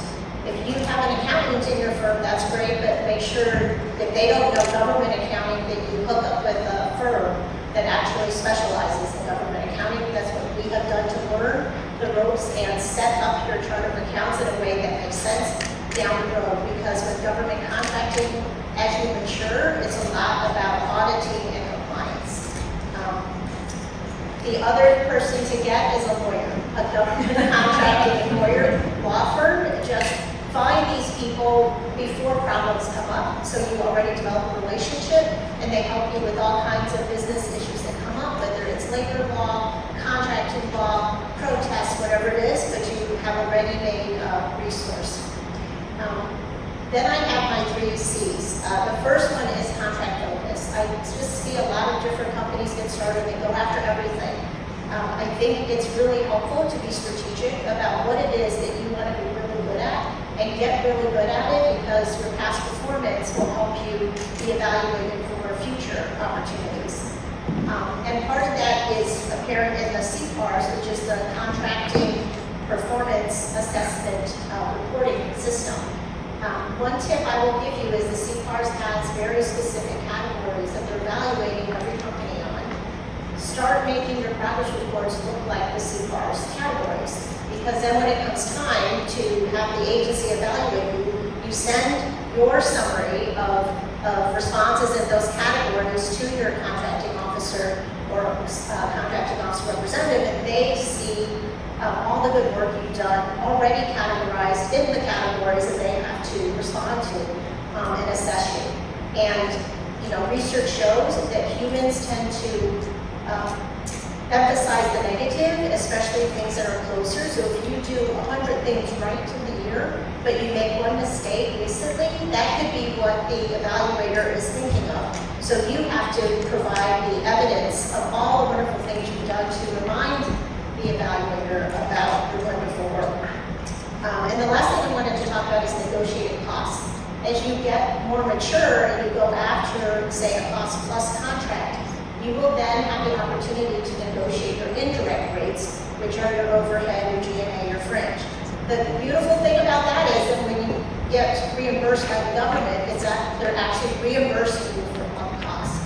It's good to get that negotiated indirects in, because if you ever decide to apply for a grant, the government will reimburse all your actual costs, your indirect costs, but you have to have negotiated that. Otherwise, you get a maximum of like 10% indirects. And the reason it's helpful to think about grants once you have negotiated those costs is grants give you an opportunity to be risky, to figure out what you think you want to do.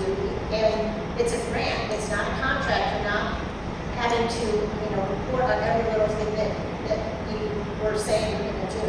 So the grant for us has been so helpful because it allows us to think of new ways that we want to try something. And if it doesn't work, my advisors tell me I can write up how that failed and why we propose to do it differently, and now we have credibility because we've lived through that. So those are the thoughts I leave you with. That is such great practical advice. Thank you so much. Connect with these folks. I mean, I tried to on LinkedIn and they're there, so just feel free to connect with them. This is not the end of the dialogue. They are resources for you. So let me move this way to go with Yuri next. It's not just about government business, is it? There are also opportunities with large corporations like Toyota. I know that from my experience in big corporations, very large supply chains, and by the way, corporations are looking to diversify the vendors they do business with. So they have a commitment to make sure that they are equalizing opportunities to do business with corporations. So Yuri, tell me a little bit about what Toyota is doing. Talk a little bit about how do companies get access to Toyota. Thank you, Susan. So Toyota is a global mobility company, and we do have a very significant presence in the United States. We've been producing vehicles since 1986. We have 11 plants throughout the country and around 50,000 direct employment. And we not only produce for the global market here in the U.S., we do export from the U.S. to over 60 countries. We export vehicles, service parts, and production parts. So there's a lot of opportunities here, right?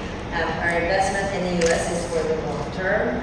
We believe in producing where we sell and procure where we sell.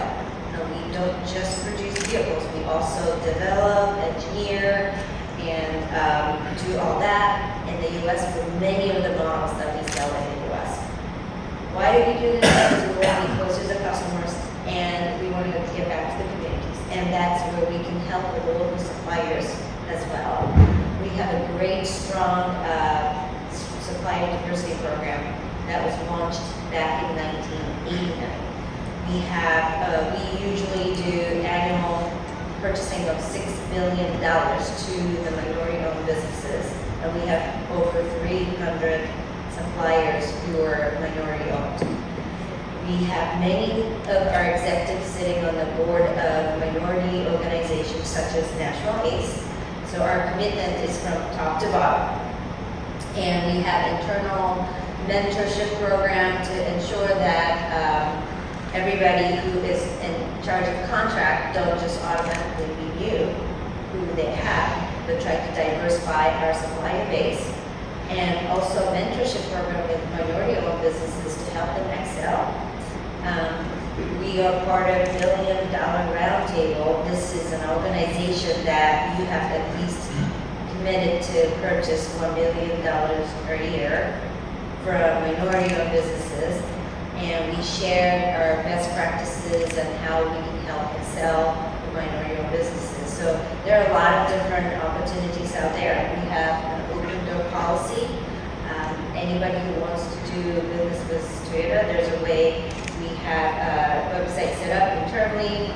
We have opportunity exchange program that we hold a meeting in Michigan, Detroit, Michigan, once a year to not only for us, but for our first-year suppliers to give them an opportunity to directly meet with minority-owned businesses so they can have opportunity to do business with our first-year suppliers as well. So I left a QR code with the National ACE table here, where you can scan it and go to our diversity supply program website. If you're interested, we do have conversations with not only existing suppliers, but also potential suppliers over time. So this is a great part of our business strategy. This is our priority, where we want to be the first. We want to provide first-class practice of diversity and inclusion because we are inclusive mobility company. So, thank you. Yeah, thank you. And by the way, on the National ACE board, there are representatives of some of the biggest companies in the country, maybe in the world. So at your fingertips, if you have a board that is accessible to you to have those kind of conversations with you, to at least give you direction to the right people to talk to, and to the QR codes. Yes. So FYI. All right, Keith Moore, it's all up to you now. So you run a federal procurement center, and when I last talked to you back in the fall, you had a couple hundred clients. And now you tell me that you've got over 360 clients. So we know that the need exists out there for resource centers like yours. And you're really doing a great job in bringing in that business because we need you. So tell us, what kind of support can companies get from centers like yours? And how can they best, use companies like yours in order to do better in this contracting process? Because it's really hard. It is really hard, Susan. Thank you so much for that recognition. Thank you for ACE hosting this with NVDA and all my fellow panelists. It's been wonderful to not only engage with you, but look forward to our future together and working together. The resources, the challenge, and the opportunity. Resources are abundant. Challenges are severe. And we're committed at the Federal Procurement Center to work with all of our MPDA centers around the country, which are now, tell you, correct me if I'm wrong, 131 centers around the country. 131. And with that, we are in our own progressing, running in the Federal Procurement Center, recognizing the need to collaborate also with our SBDCs and our APEXs. Why? Because you, sitting in that seat, whatever seat you're sitting in, run a company, and you're not all the same in terms of revenue, in terms of clients you serve, and employees you have. So I fear that don't want to share with you in broad strokes, because I'm concerned, interested in each one of you individually and where you are. And no way that our Federal Procurement Center can handle the weight of addressing all of the needs. So our resources come from a collaboration, a true total team approach, and the use of technology in terms of AI, in terms of the platform. We don't call our website NVDAFPCenter.com a website because it is a platform. It's a LinkedIn-like opportunity for you to engage in a community online. I say what we do so that you can begin to mirror what I think you should do if you want to be a federal contractor. Pick your sector, understand your market, know your customer, become a solution provider and not just try to bid on a contract to win it, but to be authentic about being in that agency long-term to be a solution provider. And engage with relationships. Without relationships, you have no business. Relationships are key. Be authentic in building relationships and don't be transactional from day one. It's good to be aggressive, but it shows through that you might not be around if you don't get this next contract. So, Susan, I think I do agree with what has been referenced. Government contracting is probably one of the hardest things in this world to actually do and be successful. However, thankfully, because of this administration's resources that they've made available, thankful for the executive orders that have inspired and guided us to, as OSBDUs and agencies, to find ways to recognize that the use of technology allows us to collaborate and work collaboratively together to address contractor needs. I would say that as a contractor, you need to really get candid with where your company is today. You need to look at the calendar of where we are now. Between now and September 30th, can somebody tell me how many hundreds of billions of dollars will we spend? You should be able to determine, target, and look at where you want to do business, what agency you want to do business with, what you bring to the table distinctively, and most of all, in my opinion, who are you teaming up with to be bigger than who you are so that you present yourself as a solution provider that has never done business like you're about to do business before because of the public policies that have budgeted appropriation behind it. We're in an incentive environment like we've never seen before. So that means you need to really take advantage of, one, everything that you've heard here, to make a true assessment of where you are and get help with the assessment. So what do? We do a lot. We actually have an onboarding process that allows the client to see a series of questions that you have to answer candidly so that we can then help you and bring a team to your aid as to where you want to grow. We asked about your certifications. We asked about what revenue size are you. We then put those in categories so that we can match our support systems to how we can most effectively help you. The wonderful thing about what the Federal Procurement Center does is that we collaborate with other agencies. And the Defense Leadership Forum, or U.S. Hispanic Chamber, or even the NMSDC, we use those collaborations to do what we do, and we call it what works. We asked you to do the same. My time has been passed, so thank you so much. Yes, and the Chilling's going to come up and definitely yank me off the stage. So what I would finally say, first of all, I want to thank the panelists because this is a wealth of knowledge that you just heard in a very short period of time. They are here, and there are people around you where you're seated who have some experiences. And I want to end on this note to say, network, network, network, because at the end of the day, your business success depends on your ability to connect to others who have resources, knowledge, and information, people who have connections, people who are going to buy stuff from you, people who are going to help you navigate this complex situation of contracting. So you're here today. I want you to talk to people you don't know. I want you to talk to these amazing experts and really learn and be open and create relationships. So thank you very much. Please join me in thanking my great panel.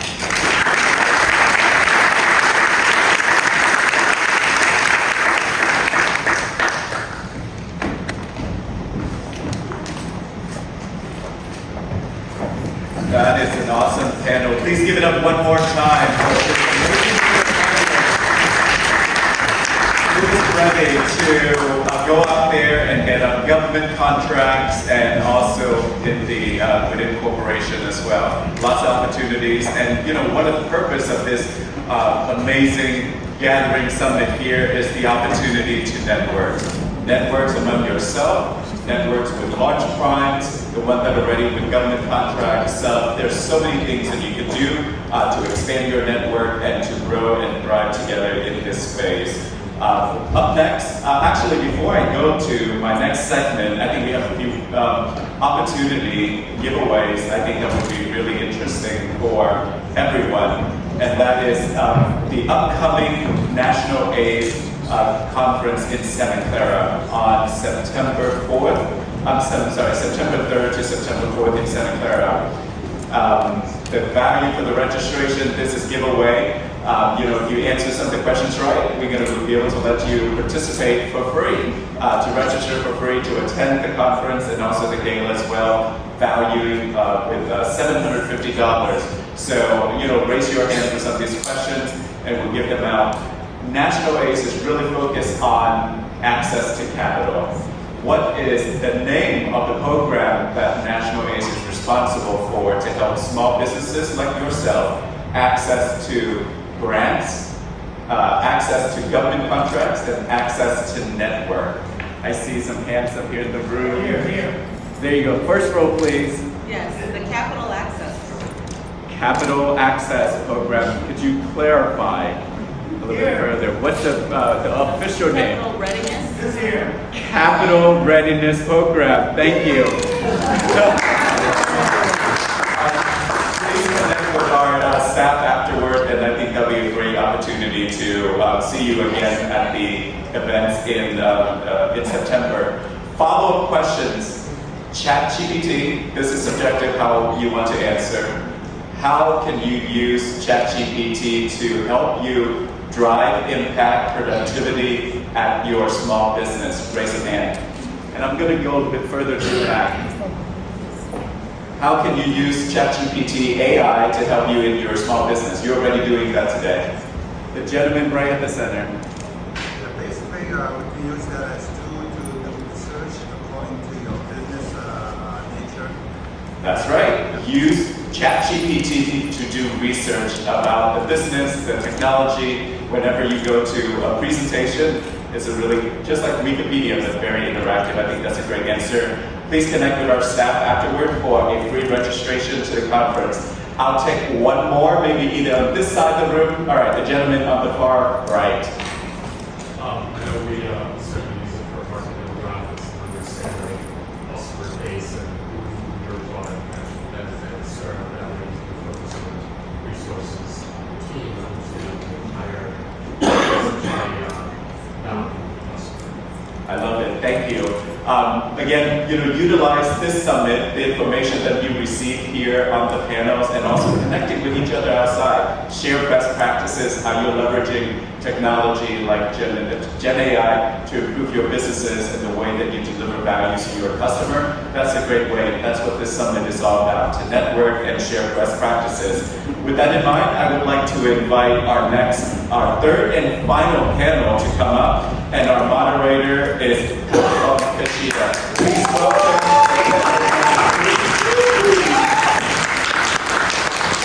Focusing on access to capital. Thank you. Okay. Can you all hear me okay? Yes. Well, they saved the best panel for last. But they saved the sexiest panel for last.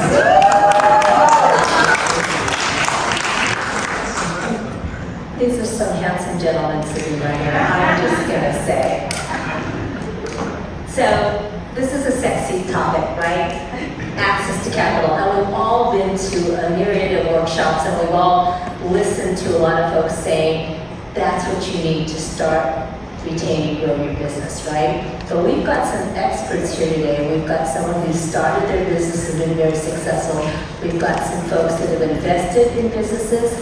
We're going to hear some real talk. We're going to have some real talk today about how you can leverage and how you can present yourself in the best light in order to be attractive to investors. So with that, let me formally introduce myself. I'm Pat Kushida, and I'm President and CEO of the California Asia Pacific Chamber of Commerce, and a proud board member of National ACE. I will tell you that our chamber is a beneficiary of the MBA program, We run an MBA Business Center. We also are part of the one of the 43 folks that were awarded the Capital Readiness Program contract. Standing at Electrify California, on behalf of California. As you know, we are transitioning to a fully electrification economy in California, so small businesses really do need to participate in that transformation. And I will tell you that National ACE, as you know, is one of the 43 participants of the CRP program. So let's give National ACE a round of applause. So I'm going to let our panelists introduce themselves, and I'm going to start with Sean. My name is, first of all, thank you so much, National ACE and the Department of Commerce, for having me here and having us in this panel.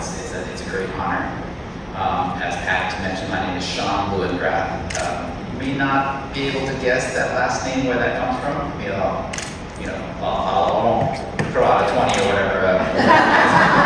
It's Laotian. I'm actually a refugee. My family and I were refugees from Laos, and we came to the United States with basically the plastic sack that they gave you in the refugee camps. And that's where we started. And so, happy to be here to share my story of how basically we landed in Oakland, California, as one of the many Laotian refugees, and just through hard work and examples from my parents and education and the great equalizer, we were able to get opportunities. I worked in Fortune 100 companies, including EDS, old school, know what that is, acquired by HP, and then I was at PeopleSoft. And we acquired some companies, and then we were then acquired by Oracle, and I worked at Oracle for a little bit, and then Cisco, and then Apple, and a lot of tech companies. But then I then switched to the dark side, I guess, from the corporate world. I went to the entrepreneurship side and started working for startups. And so I've been in startups multiple times. I've been acquired, I've gone IPO, and most recently I joined Energy as its founding CEO. And what Energy does, we do portable solar generators. So we can be classified as a clean tech company, but also a defense tech, because we are a dual-use technology, meaning that we sell our products to consumers and the commercial world, but also it can be applied into the military world. So we're called dual-use technology, and I can talk a little bit about that. But again, grateful to be here, and would love to share through this panel some of our experience. And I think my hope and goal for tonight or today is to share with all of you entrepreneurs and aspiring entrepreneurs, like, if I can do it, you can do it. That's basically my message. That's a great mantra. Kola? My name is Kola Wolfgram. Wolfram is the German name of my family. The AANHPI, I think myself and a couple folks over here, we're the PI. Us in the Fiji water that was up here. I think we're the PI. But a former tech founder, sold a company during law school, and then started Wolfram Capital, a private equity firm. We manage about $650 million in assets under management. We invest about $150 to $200 million a year. Raise money from investors, invested in companies. Our largest holdings are in the hotel industry, although we're active in insurance and manufacturing, and a couple of other small industries that are just starting to come. So that's us. Hi everyone, congratulations. You made it to the only panel that matters today, Access to Capital. The sexiest panel. The sexiest panel. My name is Richard John. I am a VC in Southern California. My roots are actually local to here. My parents still live in Prince George's County. My parents are Korean immigrants. We came over here when I was about 6. They started off as workers, restaurant owners, liquor store owners, dry cleaners, and then now they actually are landlords to the plaza that they held their businesses in. So I know the journey from starting off very humbly to actually gaining some opportunity to be able to capitalize on that, and then to be able to provide a better life for your family. My journey as a VC started when my close friend, who also happened to be a Korean entrepreneur, started a company called LegalZoom. He left the practice of law to start this online internet company. I was too worried about paying off my law school loans to join them. As some of you know, LegalZoom went public a couple years ago to the tune of a couple $2 billion. I, however, did join my friend Brian, had a second company called Shoe Dazzle, which was Kim Kardashian's shoe company, which we built and then sold in 2014. Company number 3 for Brian was the Honest Company, which he co-founded with Jessica Alba. So again, a lot of experience working with very early entrepreneurs through with my parents, and then of course experiencing a lot of success building fully scaled technology companies with Brian. Since my time as an operator, I decided to take all of the skills, scar tissue that we had learned, understanding how to build not only good businesses, but businesses that can sell for a couple $2 billion. We transitioned into becoming a venture capital firm in Los Angeles. We were one of the first ones to invest in Los Angeles, and some of the largest companies coming out of Los Angeles were friends of ours that took our checks as one of their first investments. What I love about this is it seems like my life is coming full circle from having grown up in an environment where we were small business owners to now also understanding that if you think large enough, if you know how to pitch for capital, how to sell your opportunity, you're just going to be much more kind of grandiose in terms of your exit opportunities and what you can do, not only with your businesses, but the opportunities for creating jobs for other people and also passing that on to future generations. Well, thank you. So let's get into this. I know that we're pressing against some time, so we're going to jump right in. So you all talked about the fact that you've been successful in starting businesses, growing businesses. You've been successful, both of you, in investing in those type of businesses. Take a look at today's capital markets. Take a look at, is capital markets contracting? Are there opportunities? And where are those opportunities? If our audience is thinking about where they should lean in terms of market opportunities, where should that growth come from? And where are those opportunities? As a venture capitalist, if you want to double your valuation, somehow sneak AI into your presentation, right? As you've sat through and listened through the panelists regarding AI, everyone, at least in venture, certainly is talking through what type of value creation that platform symbolizes, right? So again, first, you have to be true to your business, right? You have to be authentic to who you are, and you have to know your company. If your company is not an AI company, great, lean into your strengths. Don't try to pretend what you're not. But if you're thinking about building a company, climate tech, AI, obviously these are businesses that can scale quickly because it's underpinned by technology. So those are the areas that VCs are currently looking at. On the private equity side, a couple things. We invested probably about $150 million last year into a very specific thesis, and that was there are opportunities to scale what has traditionally been small-owned businesses. And no one wants to be a small business, right? That's most of the case. That most people they might start at a small business, but the goal is meant to get big.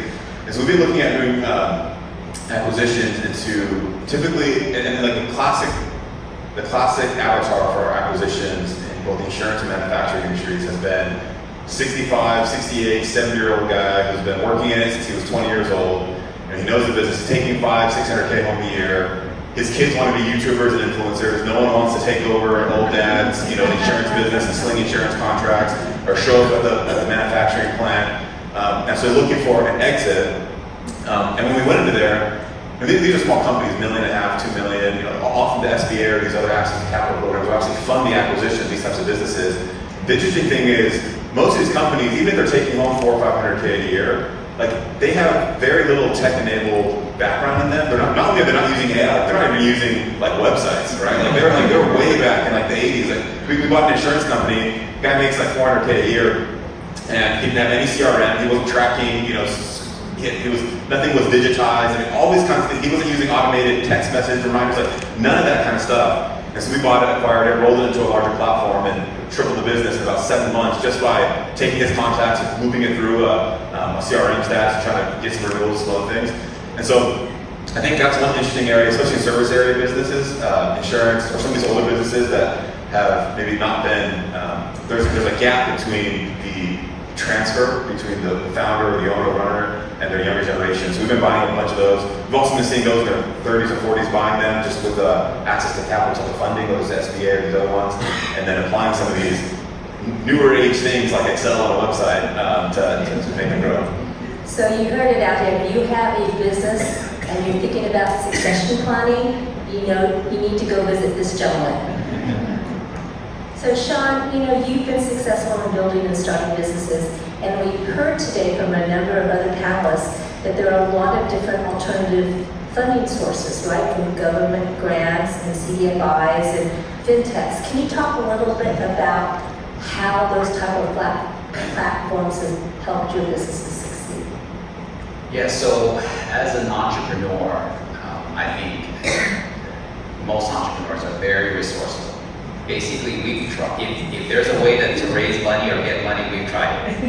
And fortunately, we've been successful. So we've actually, the company started off with a crowdfunding campaign. We actually took our concept, put our product on a crowdfunding platform called Indiegogo. Indiegogo is like a competitor to Kickstarter and so forth. So we put our product out there and we pre-sold $800,000 worth of our product. That means people gave us $800,000 up front, and we didn't even have the production for it yet. So we took that money and got going. And then we actually did a second version of that product, and then we did it ourselves. We pre-sold that product on our own website. We did 4 million of that product. And then since then, we've gone on and raised angel investment capital, a convertible note. We've then gone and gotten like a venture debt, so a debt investor invested in us. We've gone and then actually gotten a grant from the Department of Energy because we are in the clean tech space. We actually were doing a advanced microgrid software that's embedded in our systems, and the Department of Energy gave us a grant to work with a local national lab, Idaho National Lab. So we got money from that, and then working with the local PTAC. You guys may know that PTAC helped us look into SBIRs, STTRs, which are federal grants, research grants from the Department of Defense. And we actually working with organizations that help us to navigate that. I don't know if Lynn's here or not, but I'll do a plug for his organization, The Outpost. They actually help companies with promising technologies apply for and many times get contracts from the Department of Defense. So we actually got 3 phase 1 SBIRs and 3 phase 2s, and that's like $6 million of non-dilutive capital. That's basically money that the government has given us on technology that they think is useful to help you to develop a military application or a government application for that. So that we've done that. And yeah, just a lot of different fundraising. We've actually been done equity crowdfunding. I don't know if you guys have heard of a company called Start Engine, where basically if you want to invest in a private company, you have to be an accredited investor. And these guys are accredited investors. Basically it means you have a lot of money, you can invest in startups. If you don't have over a certain amount of roughly $2.5 million, you're not an accredited investor. You can't actually invest in a startup because it's too risky. But equity crowdfunding, this platform allows you to start your company and let everybody, any everyday investors to crowdfund, to basically invest, buy shares in your company. We actually raised $720,000 from people investing like $250 at a time. So equity crowdfunding, look into that. That's a great opportunity. And so we've done all of that. So, and we're not experts. You just have to have just be bold and just go and do it. Just go figure it out. Because there's a lot of these things is just new, like AI. It's like brand new. Who's going to teach you AI? It's a brand new field. You just have to go figure it out and use it in the way that you think can help your company. So Richard, let's talk about that for a minute. You know, Sean's talked about how he's been successful, cobbling together a lot of different capital from a lot of different sources in order to be successful. Describe for us the types of companies that you invest in, and maybe give us an example of a successful company that you invested in that you saw the potential very early on. Right. By the way, we're early investors in Start Engine, so thank you for the plug. So I think I always like to start these panels with just what building a company online and taking venture capital money really means, right? So I had the great pleasure of investing in a young Asian American founder. His name is George Wan. His parents were Chinese immigrants. He had started 2 small businesses, fairly successful. So it was very easy for us to believe that he could build a very big company. Now, he built a digital couponing company called Honey, which I think in 7 years he sold for $4 billion to PayPal, right? So he's in his mid-40s, and to achieve that level of success and wealth is, I mean, you know, we live in a great time, right? Like with the right idea, with a lot of hard work, with things going your way, with the right venture capital backers, you're not thinking about exiting for a little bit of money. You're creating enduring companies that will set you up generationally. So again, I'm a big advocate for venture capital and kind of pushing people to think bigger. So that, you know, people love hearing that story because, again, it is someone who is similar to where you are in your journey that came in and just decided he wanted to go for it. And, you know, and he was, again, very lucky, but extremely hardworking, and was a visionary when it came to product, and was able to sell it and achieve the exit that really set him and his investors up really, really well. You know, in this audience, I don't know who are early stage entrepreneurs, later stage entrepreneurs, investors, but the money is out there. You have to understand what your business is, right? As a VC, there are certain businesses that I won't invest in, right? Like if it looks like a mom and pop business or a services business that exits for $10 million, $25, $100 million, it's probably not right for VC, especially if it's light on tech, more on labor, right? However, PE will invest in that all day long, right? Because they will invest on a multiple basis off of your profitability. So understand what your business is and know that the money's out there, but you got to go to the right investors. And then Sean also highlighted all of the other sources of capital that are at your disposal. And you know, you need to either learn about yourself or attend conferences like this or work through your chamber of commerce. But that information is out there, and it's just as important as being 24/7 at your business and working right. Like you need to hone the skills to talk to investors, to know where capital is, to prepare yourself to receive that capital. And it's a bit of a grind. Actually, it's a lot of grind. It'll take a lot of time, but the money is out there. So just arm yourself with information, prepare yourself for the haul. And assuming that there aren't a ton of competitors building exactly the same thing, you will find an investor to believe you, and that's all it takes. Cole, Lola, the same question for you, sir. What are some of the components that told you to invest and fund in a particular business? Yeah, I love operators. There's a lot of folks who want to be, shot callers, armchair quarterbacks, and they love to say, I'm not saying that VCs are that, but there's a lot of folks that say, oh, look, I want to, Siri's going to join the panel very shortly. There's a lot of folks who want to be, I want to raise a fund, and I want to invest in this or that, and it's like they're working there. We love, when we invest in, like I said, we invest in a lot of, there you go. We love to invest in operators. There was one that's, in particular because I think operators can find unlocked value that don't require capital investment. And so that's what we really, really love to see, especially in PE. So our greatest investment today, I can't show the exact name of the property, but we bought this hotel, and it was a fine hotel, but it was distressed for a lot of reasons. There was some hairy things with how the HOA got structured, that was part of it. There were some hairy things with how the offsite labor was being, there were a whole bunch of these issues that could be operationally solved. And it was one of the operators that previously worked in the hotel came to us, kind of learned about the project. We bought the hotel for $5.5 million.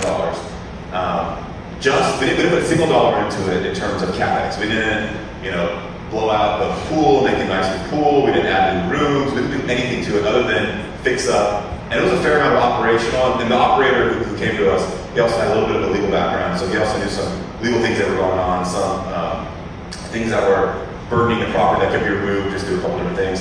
Anyway, we cleaned it all up right through this guy. We added, we were able to cut something like 40% of our labor costs by, he had this idea of how we bring in these visa students that come in and work, and we provide housing for them, and cut our labor costs like massively down. Again, no out-of-pocket investment.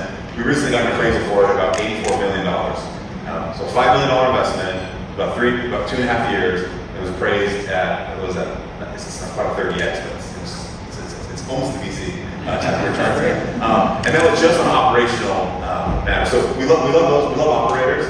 I would say the thing that I find, and we hear tons of pitches, hundreds of pitches, right, a month.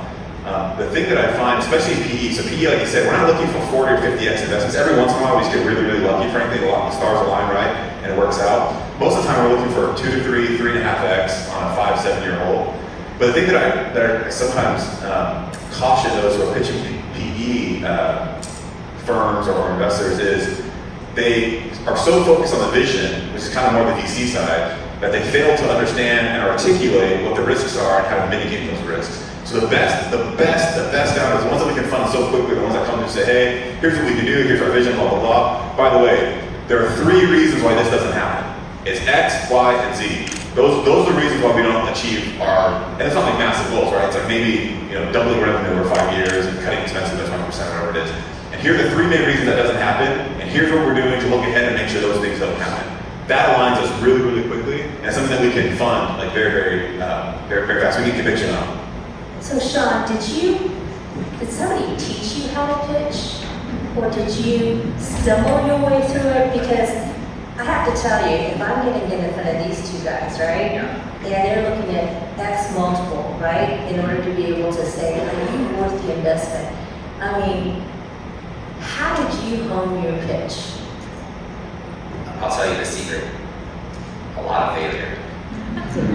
So we all see, and it's pretty, like romanticized or whatever, like a VC, like an entrepreneur or whatever, a startup entrepreneur goes and pitches and they just wow the VC. You know why they're so good is because 50 times before that they stumbled and they crashed and burned and they just left the room with their face covered.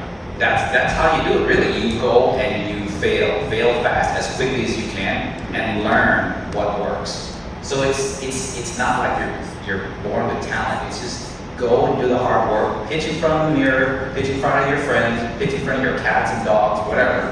Get the feedback and fail fast.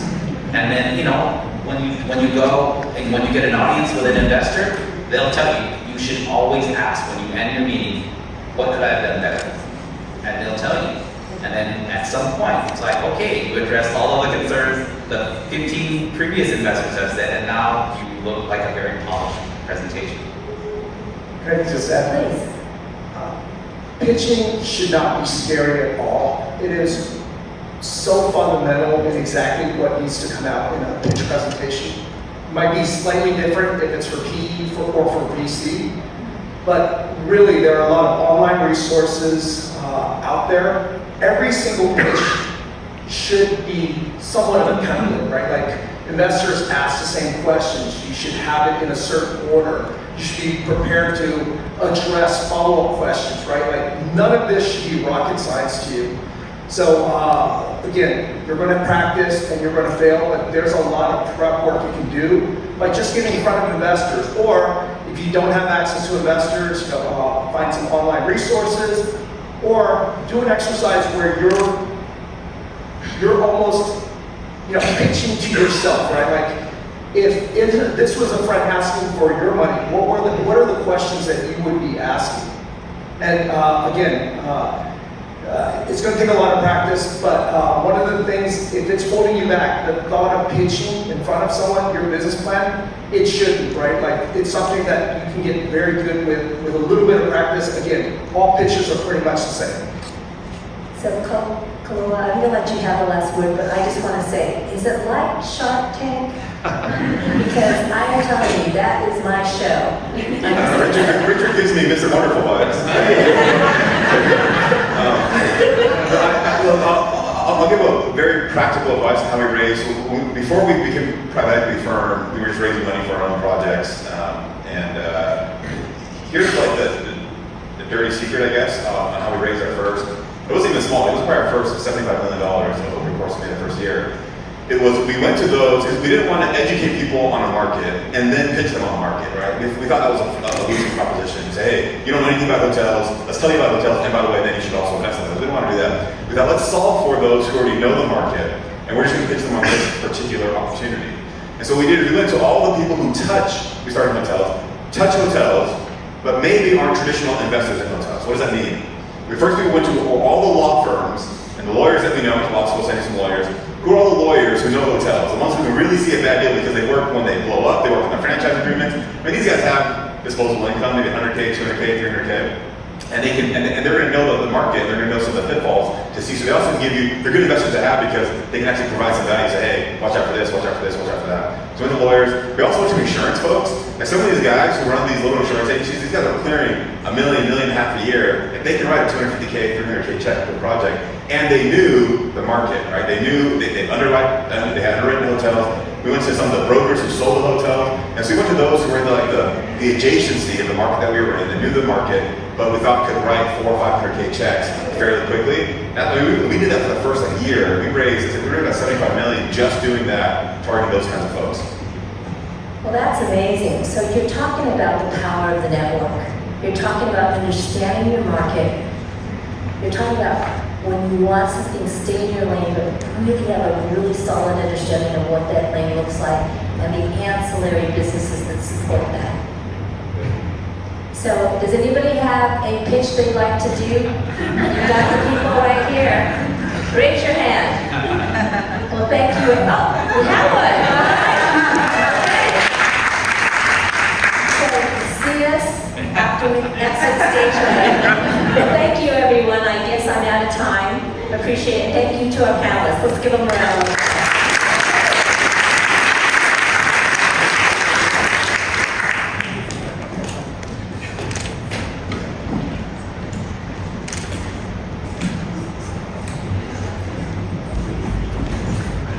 That was an amazing thing, the panel. Thank you to Pat Kushida and all of our speakers today for sharing their valuable insights. And now it is my distinguished pleasure to welcome our next speaker, Cara Kilber, Director of Federal Affairs at Grubhub, to the stage for a special announcement.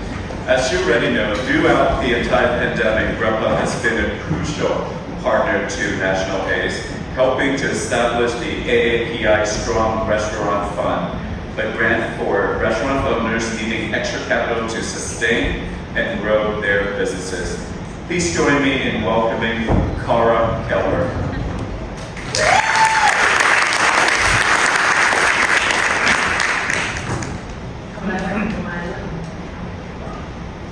Thank you to the National ACE team for inviting Grubhub to be a part of this great event today, and I'm thrilled to be here with all of you. My name is Cara Kelver, and I lead the Federal Affairs team for Grubhub. Most people don't know, but Grubhub was actually founded 20 years ago this year with a simple and clear mission: help restaurants grow and thrive.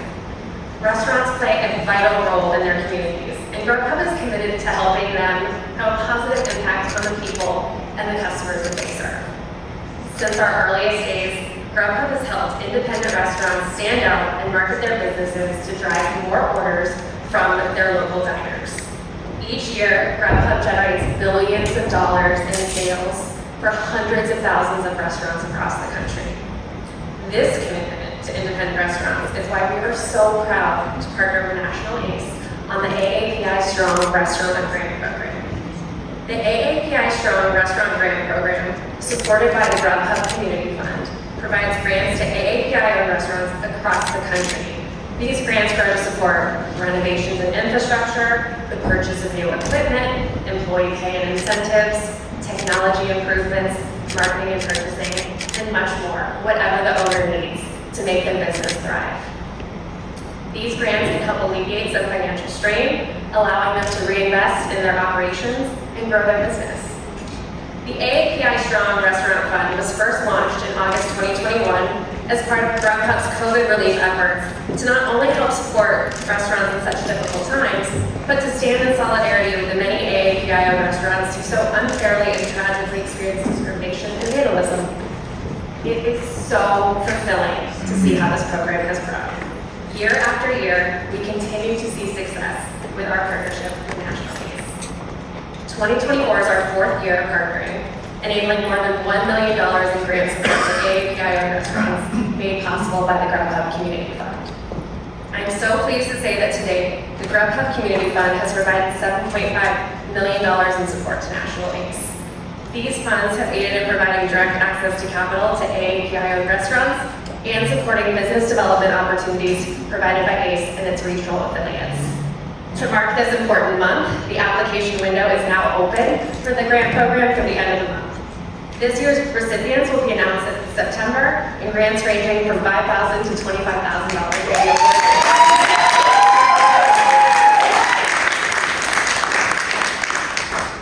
Grubhub's commitment to serving restaurants is as strong today as it was when we started 20 years ago, and we look forward to our continued partnership. Again, thank you to the National ACE team for making this happen and for having us today, and we look forward to September.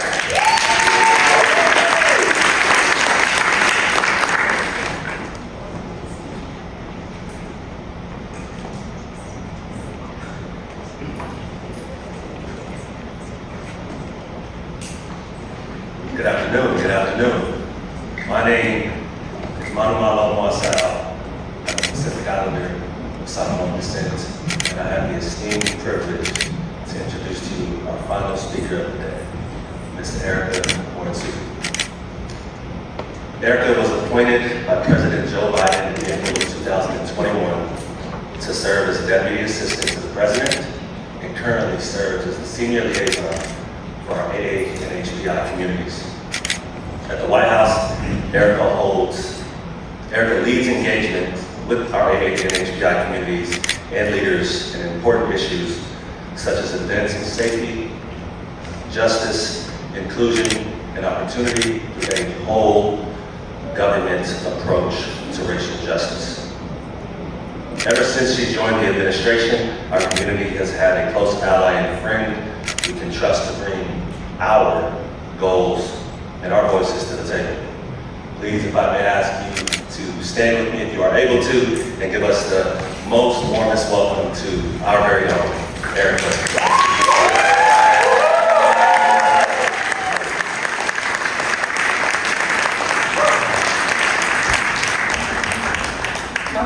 Manu for that very generous introduction. I don't know how I'm supposed to follow that. I mean, I can, I know that, but they'll get a commission afterwards. But like that vibe was so good. Your leadership is breathtaking, Manu. Aloha, y'all. I recognize that it is my body standing in front of this mic holding you back to the reception. So I'm going to make this as short and sweet as possible, which my grandmother would never call me. Except in short term, but length and in tone and take for these closing remarks. After a remarkable day, congratulations, Shalena. This is just amazing. It's such a great honor to join you for the National AANHPI Business Summit. Again, this is a wonderful, wonderful annual event. Happy Asian American Native Hawaiian and Pacific Islander Heritage Month to everyone. And I'd just like to begin by reading a portion of the letter from our esteemed Vice President, Kamala Harris, that was prepared for this event today. And she says, I'm going to quote her, these are her words, I am honored to extend my warmest greetings to the attendees of the National Asian Pacific Islander American Chamber of Commerce and Entrepreneurship as you convene for your 2024 AANHPI Heritage Month Business Summit. For generations, the contributions of Asian Americans, Native Hawaiians, and Pacific Islanders have strengthened our nation's resilience, well-being, and prosperity. Today, we celebrate National ACE's tremendous work to improve our economy and uplift the voices and achievements of the AANHPI business community under the leadership of Chile Tom.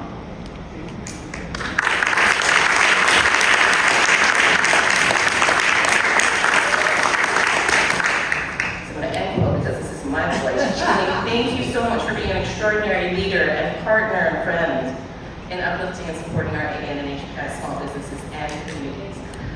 I come to you today as someone who serves as one of the president's representatives in our community, but as this role has evolved, it's become increasingly important to make sure that I also put some of the fact that I am our community's representative back to the president. And he believes, and I know you all live this, every day, small businesses are the backbone of the American economy, creating jobs and opportunities in our local communities. As President Biden has said, they're the glue and the heart and soul of our communities. The President believes the best way to grow the economy is to grow the middle class, from the middle up, from the bottom up, and that's why it's so important for us to connect with you, to ensure that you have the federal resources and tools that you need to thrive and live the American dream and show the rest of America what the face of success looks like in this room. The White House Initiative on AANHPIs has had 6 regional economic summits with the Small Business Administration, the Minority Business Development Agency, National ACE, and other government partners in Philadelphia, Seattle, Chicago, Kentucky, New York, and Atlanta.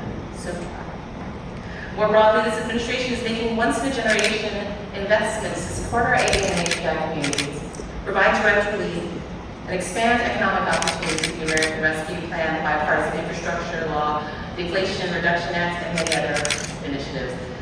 Through 2 historic equity executive orders, President Biden's landmark Investing in America agenda, the implementation of key legislation, the Biden-Harris administration is addressing long-standing economic inequities and delivering security, mobility, and prosperity for AANHPI individuals, families, and communities. In 2021, President Biden set a bold goal to increase the total federal contracting dollars to small disadvantaged businesses to 15% by 2025, including AANHPI and among small businesses, and the administration is on track to reach this goal.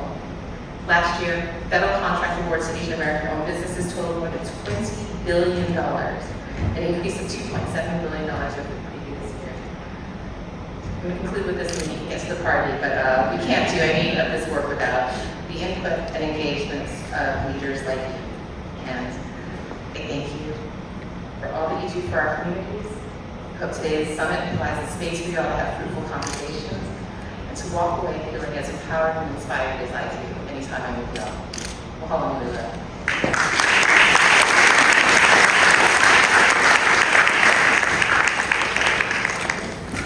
Thank you so much, Erica, as always, for your continued leadership and being there at the table, fighting for our communities and fighting for the interests of the AANHPI community at the highest level.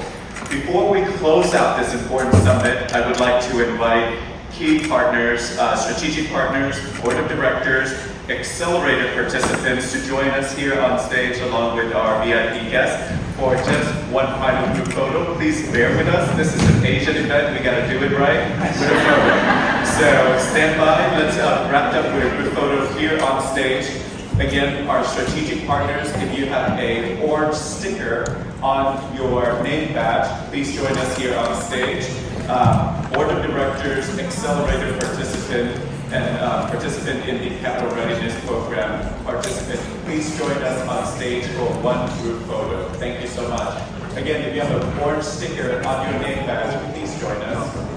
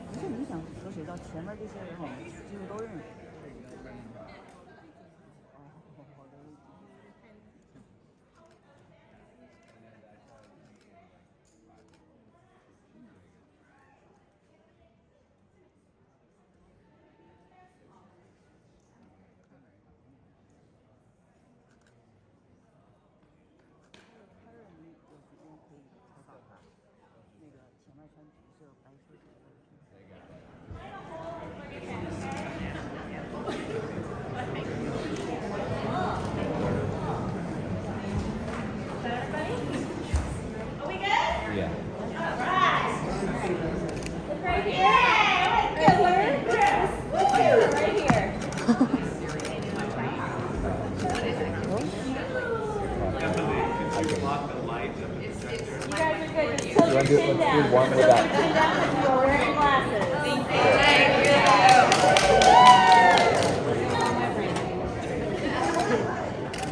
All right, eyes open on 3.